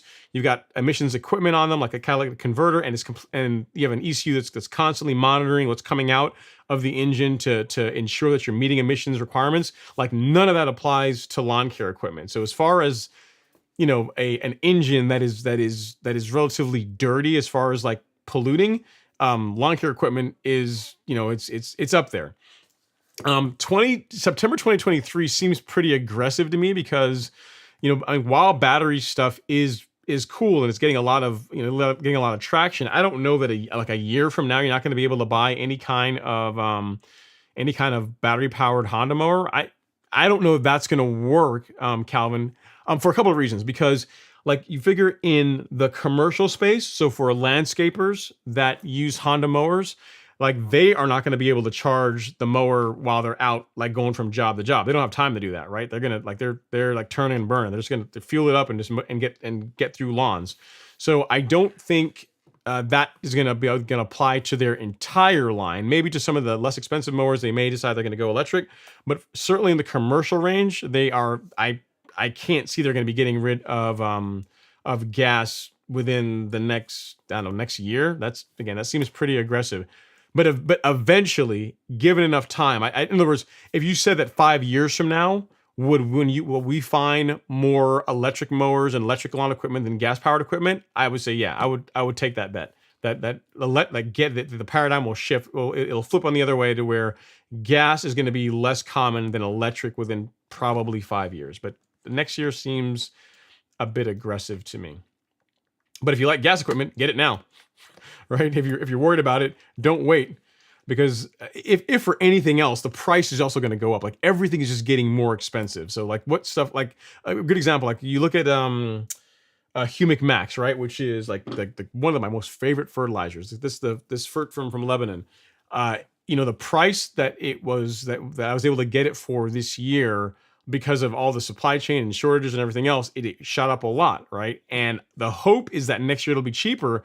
But if things keep going where they are, I mean, I don't know. I'm not sure that I will be able to offer it, because it's just, I mean, I don't know that you guys want to pay $80 for a bag of fertilizer, and that's where things would go for this particular one. For other ones, you can get less expensive, but for a very fine prill, a low SGN fert like this, you're gonna pay for it, unfortunately. All right, next up is Joe. He says, "This is by far the best lawn channel. I am eternally grateful." I appreciate that, Joe. I mean, I don't know necessarily that there's. I appreciate your opinion that I'm providing enough value that you enjoy watching the content. So thank you for the kind words.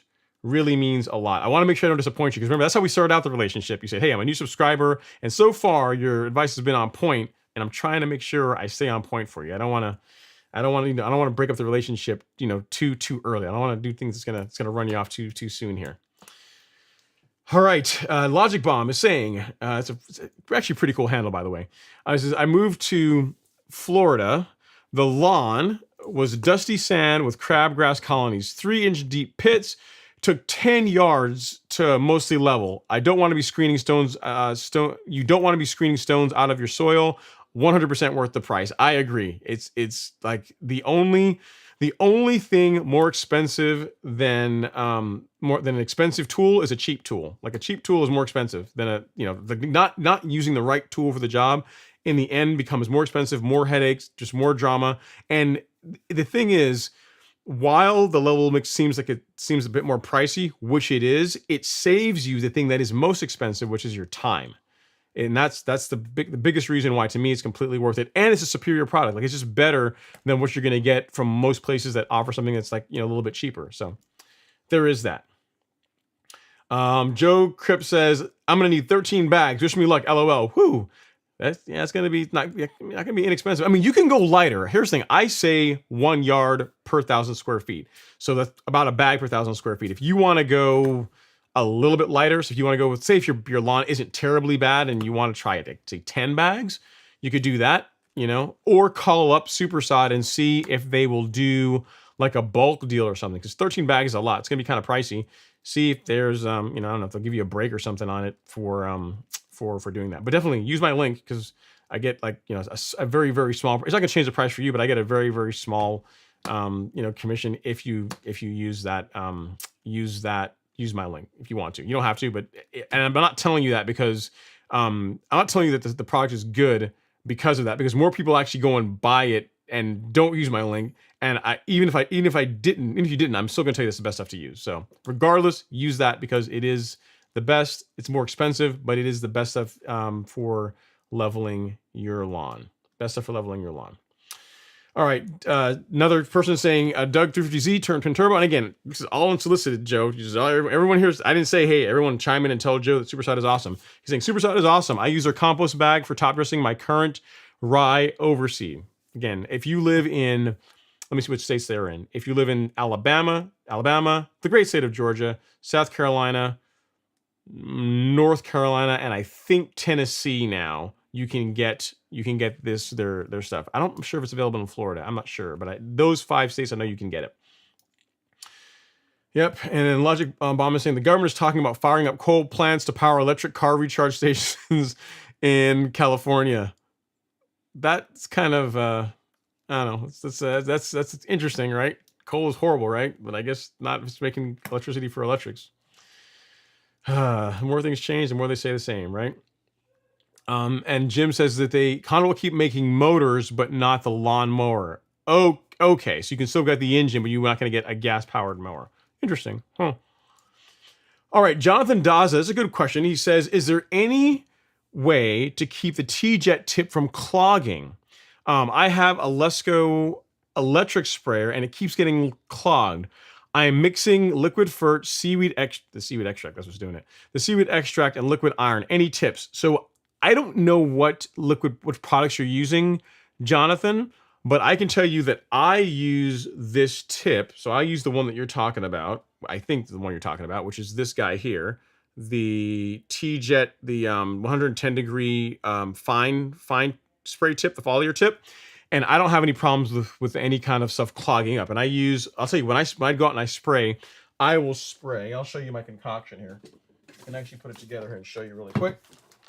I can't show you all of it, but I can do. I can show you some of it. Anyway, so I will do release 0 or release 901C like this product. I will do a kelp product, release a NutriKelp. I will add in the soil the microbial package, BioSpectrum, which is this is a powder that you suspend in water and then add to the backpack sprayer. And then I will also use a liquid fertilizer. I'm showing Bloomplex here, but put in Turfplex or 901C or whatever. I'll add that to the tank. And then I will also add Primo Max, right? My growth regulator. Like all of this stuff goes in the tank all together, all at once. And I don't have any problems with my spray tip clogging. I never have any problems with that.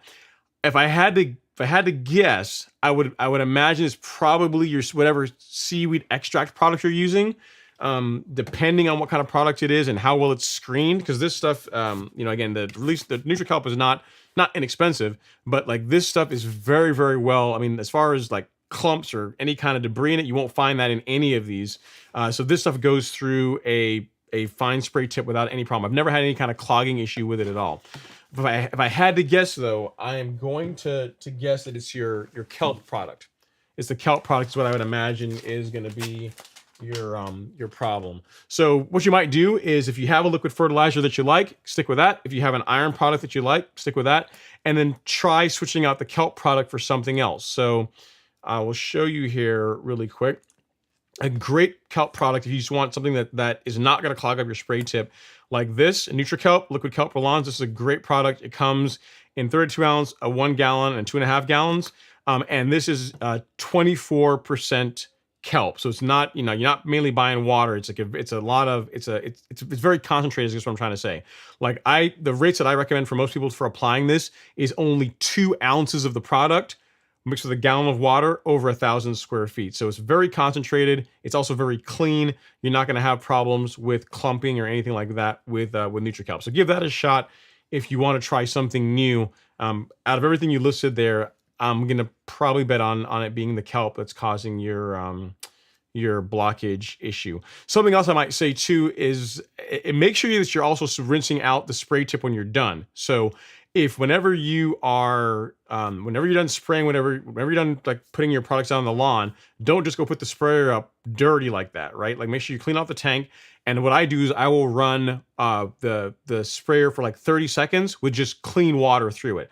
So I run water, I rinse out the tank, I run the sprayer for 30 seconds so that gets whatever I was spraying out of the lines, out of the pump, out of the wand, and also out of the spray tip. So that could be your issue too. If you're just spraying the lawn and just putting the product up, and like that kelp product dries and it kind of gums up the spray tip, that could be some of what you're dealing with as well too. So make sure you're cleaning up the sprayer, and ideally with just clean water when you're done, and that should help. But also try out NutriKelp if you find that it's the kelp product that's gumming up your spray tip. So I hope that helps, sir.